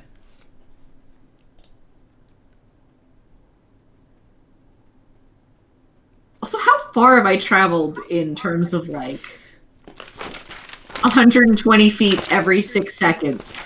I can tell you. Just give me one memento. How do I convert this? Wait, how many is that? That's 100, 200, you've traveled 270 miles, which is, I don't know how many, wait, 202... Like, let's figure out, like, miles, feet. Like, how long it would have taken. Wait, how many feet is that? Why does it say 1.426 plus what? Can I just get it? It's 1.4 million feet. Per 6 seconds, did you say? Yeah, that'll be 1.4 million. She's moving 160 feet per 6 seconds. Yeah. Wait, 160 feet. Hang on, let me do you some quick maths. 160 per 6, so times 8,000. She's moving 1,600 feet every minute. Okay, wait, hold on. This is every second. 800, wait, 750. Okay, so that's how many seconds? It's 8,700 seconds, 2 minutes. It's 145 minutes, so 145 that's like 2.5 hours you've been flying for at this point. She would not have gone that far. Okay. That's how far you could have gone if you wanted to go all the way to the windmill, but you would have seen the windmill like maybe an hour before you actually would have ended up there with just your vision. But at that point, I think you'd be able to guess that the whistling was from quite a distance away. Just from like how far you saw the streak that Scarlet went down. Like, I think she probably would have gone maybe like as far as like Tormalar and then been like, I have gone way too far, and then like turned around. Yeah, okay. And possibly figured out okay, so somebody was calling Scarlet. Mm-hmm. That's what you can ascertain. Yeah. So she goes back to Tamar after that point. Okay. Is there anything else you'd like to do on your night watch? I mean, she's gonna let him know, like, well, somebody called to Scarlet, and we have business. I don't know, maybe more business here. Look, I don't know about you, but I think our leads here are pretty stale at this point. Unless there's a place that you'd like to... What are you thinking? I think Lady Valentine might be at the windmill. Oh, you think it came from the windmill? Or perhaps that area. Okay. Is that a place you'd want to go visit? It is something we could bring up to the group. Okay. Lady Valentine might have more answers for us. That might be true, yeah. In that case, we can bring it up with them in the morning. I'm happy to travel wherever, of course. Morning. All right. Speaking of, it's about time to get, I think, Baron and Avros, if he's going to wake up. Yes. So you guys head back. If there's nothing else you'd like to do on your somewhat eventful but peaceful journey, you head back and you fetch the other two. Baron, Avarice, it is time for the final contestants on today's night of Who Wants to Be a Billionaire. Baron, you are awoken. Awakened? Yes. I think I keep using the wrong word. I am You- awakened. You are woke. I'm Alright. woke. Stay woke. You and Avarice are awake. Avarice doesn't look too happy about it. He looks to you. Alright, let's get this over with. Shall we? It's so early. It is indeed. But, But, you know, sometimes rising early is good for your skin too. I read that in a book somewhere. books, schmooks. How good could it possibly be? I've heard that, sleep is important for your beauty. So, beauty, sleep, and all that. So I figured if I just sleep forever, I'll just be infinitely beautiful. Look at me, I look like a wreck. Do I look beautiful? No, it's because I've been working too early. I don't know why I agreed to this, Baron. That's okay. Some makeup will hide all your blemishes and you'll look just as wonderful as ever. That's nice of you to say. Regardless, I don't think I want to put on any makeup this early. I'm usually also very subtle about the makeup that I put on. Just a little foundation, slight eyeliner, but nothing too obvious. Yeah, I respect that. Share me your best makeup tips sometime. I don't think I have a whole lot of tips, honestly. You seem a lot more capable with it than I am with your your clown get up and all. Also, Baron, how are you looking right now? How are you dressed? I don't have my clown makeup. Not at the moment you don't, but you've had it in the past. And that is a notable characteristic of yours that is hard to forget. Yes. I'm not wearing my clown makeup today. I am all natural. All natural. Yes. Nice. So you're just in your shimmering nightwear in that case, heading on around the perimeter. Where are you patrolling while you're with Avros? We are patrolling on top of the trees. Okay. You guys are walking out on top of the trees. And you're walking and you're exploring. Is there anything you're talking to Avros about? Not anything in particular. I have a certain kind of understanding. And Sure, Baron, tell me. What's your deal? I feel like, hear me out. I have a little bit of a magic inside of me, so I feel like I have a sort of insight into your psyche a little bit. you have a psychic ability? No way. Of course I do. Who do you think I am? I am the great and powerful Avros. Never doubt me or my magical capabilities. But I sense that you're hiding a lot about yourself and your family and your past from us. Oh, I knew it. I knew from the moment I laid eyes on you. You have psychic powers. How could you see through me so easily? That's right. So you better not lie to me, bucko. Now tell me. Cough it up. Tell me all your deepest, darkest secrets. No, I wouldn't do that to you. I'm of course psychic, so I already know them, but as for your slightly less dark and less secretive secrets, so what's your deal, family-wise? My family? I don't know a whole lot about you. I know that you were living in Forhiller Atoll, was it, for a while? I've heard a little bit from your our yes. traveling companions, but I don't know much more than that. I am a traveling bard, a musician. Would you like to hear a song from my Veronica sometime? Actually, you probably already heard it. Your that's not an instrument I'm familiar with. A Veronica. No, my Veronica is my viol. Oh, that's Yeah. okay. I understand. Look, Baron. I'm a little concerned, but I at least admire that you love your viol enough to give it a name. I do. Leave it All at my instruments have names. I actually gave my shawm away to a nice old man called Cloud. I hope he's taking care of it right now. Oh my god, it's been so long. It's actually like 20 sessions ago. that. 20 sessions ago. It's been a while. Yeah. Yes, of course. I wonder how Cloud is doing. It's been a while. He went to some far off place, some bird city or something. I'm not too familiar with like the geography. He had some hard to pronounce name, from what I remember. I don't remember, but all I remember is Cloud was a great man, and I hope he's taking care of Shauna the Shore for me. I hope for all of our sakes he is. I'm in distress. All right. Okay. Anyway, since you are psychic and you're great and Of course. powerful, Yes, most certainly. I'll indulge some with you. It will be a little secret. I'd be honored. It's safe with me. Pinky promise. Alright, okay, pinky promise. Okay, course. okay. All right. Well, we'll swear on all the cookies in the world. Yes, on all the cookies and all the lands and all the planes of existence, I swear by thee. Okay. All right. It all started like this. Right. One day, it was a dark, stormy night, 24 years ago.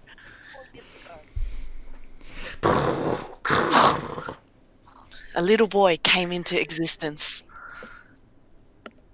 That That little boy little was boy. you. Yes, it was. So I'm 24 years old, now that you know that. Wow, you're a baby! And, well, I guess you're a human, of course. So. I am human. Unfortunately, I do not live. I will not likely live to triple digits, unlike you people. Yes. Yes, sometimes a short life is better. Sometimes a long life is better. It is what it is. Okay, I won't, It is what it is. It is what it is. I won't That's what it is. pry that statement up, but, okay. You were brought into the world. Dark and stormy night. I like the dramatization of the events. Yes, I'll sing this in musical style. Musical style. Okay, if we're gonna be playing music though, we should probably keep it down. It is Fine. Fine, I'll do early. my musical rendition some other time. okay, Whatever. I appreciate it. I just don't want to draw attention. You know, like that fellow over there. We should probably avoid. There's a fellow over there. What? Wait. Wait.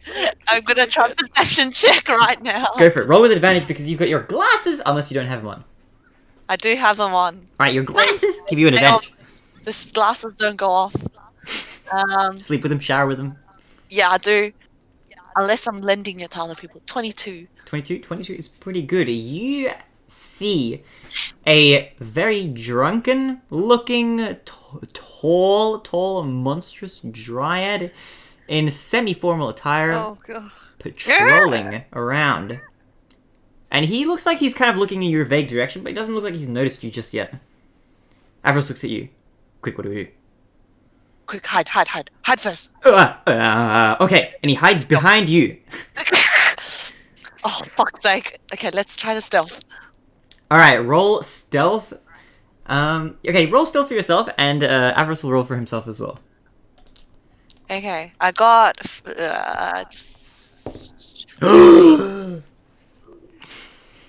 Avros got a natural 1. You managed to hide pretty well and keep yourself in the shadows. But Avros doesn't notice where you've gone. And he looks around, and he's panicked for a moment, because you disappear, and he can't see you, because his passive perception is not that high. So as you disappear, as he's behind your back, he turns around, and he goes, huh? Baron? Baron, where did you go? Baron! Baron, don't leave me here. Baron! And then the other person, who's across the way, notices you. And he looks in your direction with a drunken gaze, eyes red. Hey! And then Avros looks around. Hey! And then he starts walking up. He hasn't noticed you, Baron. So, Baron, you are hiding away right now. Yes, indeed. He walks over. Hey, I recognize you. Tamar looks back. Avros looks back at him. Recognize me? I mean, my face is very common, you know. I have just a pretty face. Maybe you've seen me on a magazine cover somewhere. I did some modeling a couple decades ago. Maybe you've noticed me from there. It's been a while, but maybe you've seen me on a wanted poster. I did litter on the Royals' lawn, so I gained a bit of notoriety doing that.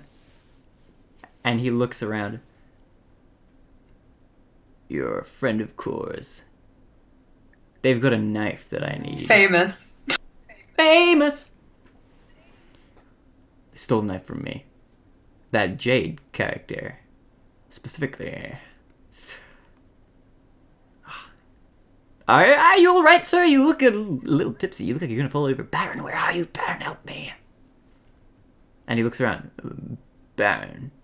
Baron? Where's this Baron of yours? Is he an imaginary friend?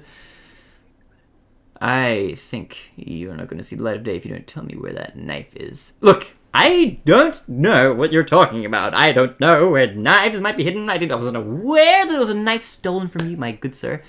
I can assure you that if I did know anything about knives, your drunken demeanor would intimidate me, and he's going to attempt to persuade him. But I'm also going to check to see what kind of spells he has. He's going to have to... Okay, he's going to attempt to roll a persuasion. It is shit. He rolls pretty badly. Brutus doesn't look... That was really good.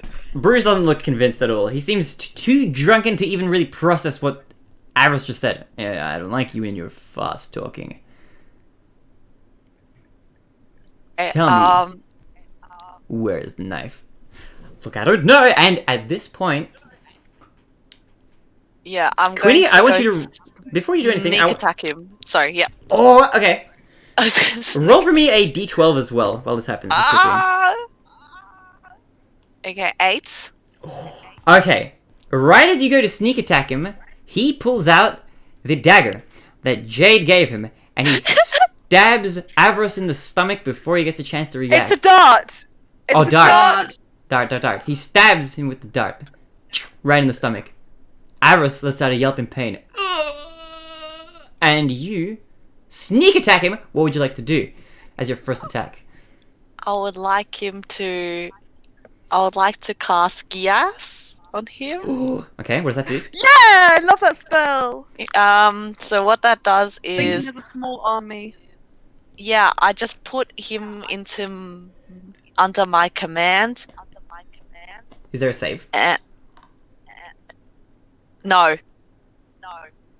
Wait. I think it's a wisdom is- save, but there it is a is wisdom a save. 1-minute casting time. Yeah, 1 minute casting as Oh, they talk. I can probably give you that since you were hiding in the shadows for that entire interaction. I'll give you that you could have prepared it in that time. Since that's like working out. If it was in the very middle of battle, I'd be like, it's a little bit sketchy. But 1 minute casting time, if you were hiding that whole time preparing it, then I think that's good. I think that's good enough. So, wisdom saving throw, was it? Yeah. Alright. Brutus is currently actually gonna roll this with disadvantage.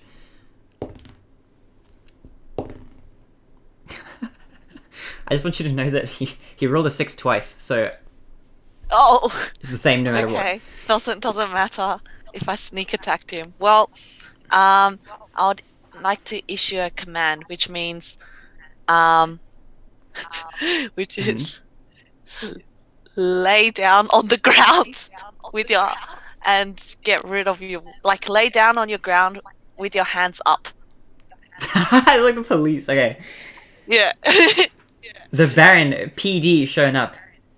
He goes, okay. And he falls flat on his face, and the dart is embedded into Avros, so it remains there, but he falls down. Alright. Drunken stupor. Calm down, Baron. Oh, calm down, Baron. Oh, I do know some healing. Well- Let me do this. At this point, it's Avros' move. So Avros is now in the initiative order, and he's going to pull the dart out hastily and put a hand to himself. And he's going to cast a healing spell on himself because he's a cleric.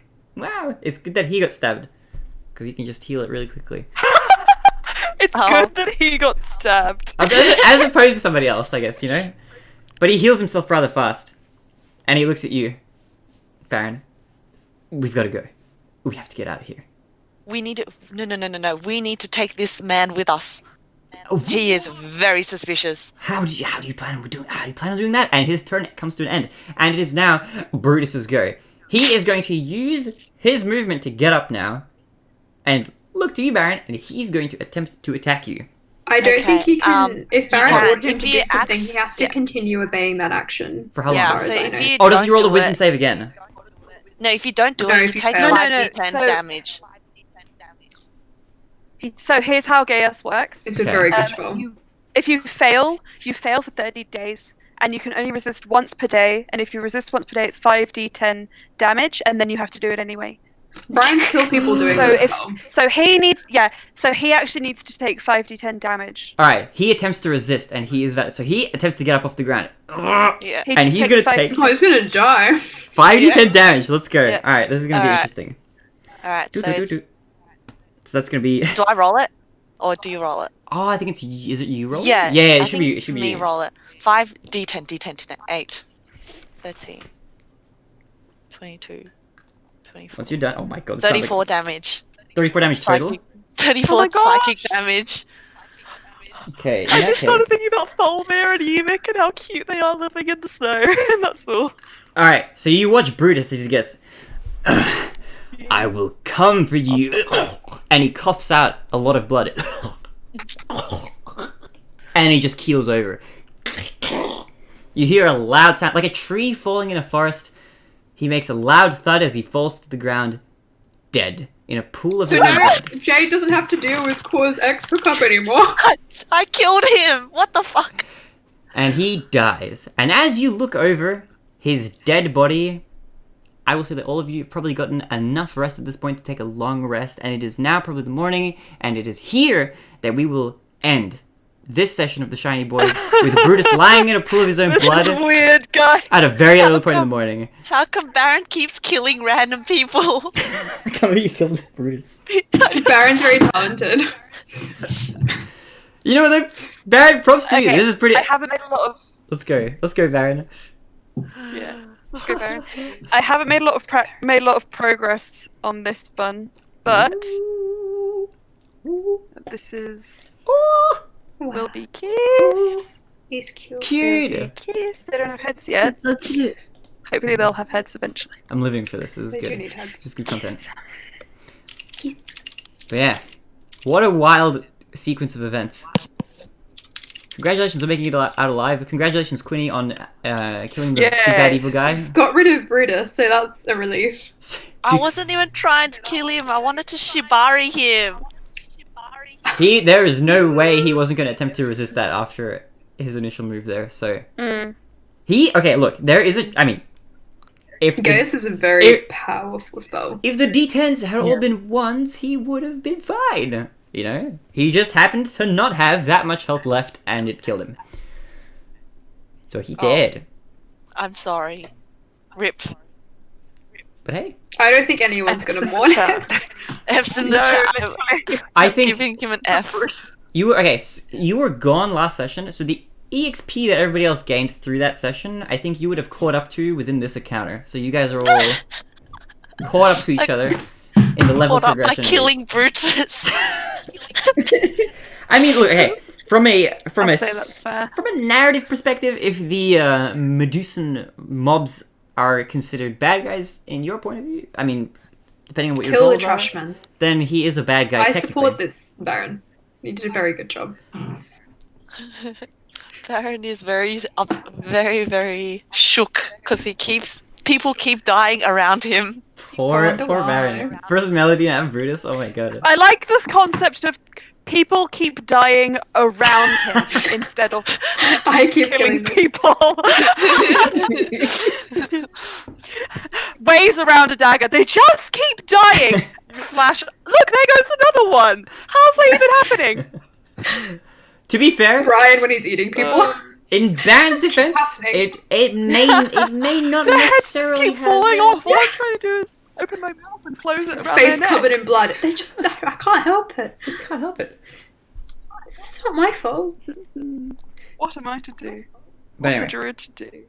with that done, I want to thank you, lovely players, for making it to the session. Appreciate each and every single one of you. I can't believe we got a combat encounter of whatever kind in the session. I'm We've excited had for that. every kind of encounter in this. There really was, just like today. everything we could probably think of. There was just a little bit of everything, and we got some interesting encounters, interesting bits of lore, and I'm curious to see where the hell you guys are gonna go next session, because I honestly don't know. I don't know if you guys are going to the windmill, Tormalite, Material Plane, Kingdom of Crystal, staying in the city. Who knows at this point?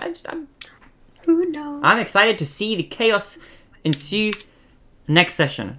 So So for everybody who watched, thank you very much for watching, and we'll be back again tomorrow, same time, for more D&D content. If you enjoy this stuff, be sure to Face off tune with in Carl. for Emma's DM session, where she's going to be tormenting all of us instead of me tormenting all of you guys. It's going to be great. It's going to be the same time tomorrow, so we'll be back for that. And then Shiny Boys will resume in 2 weeks from now. I just DC will screenshotted happen. all of those. DC will happen tomorrow, Oh. and then a week from now as well. Oh no. So be sure to tune in. And I'll catch everybody tomorrow. And also in a little bit for anybody who tunes around for Mario stuff. So, I'll catch you later. Lots of love. Ciao for now. Bye bye. See you.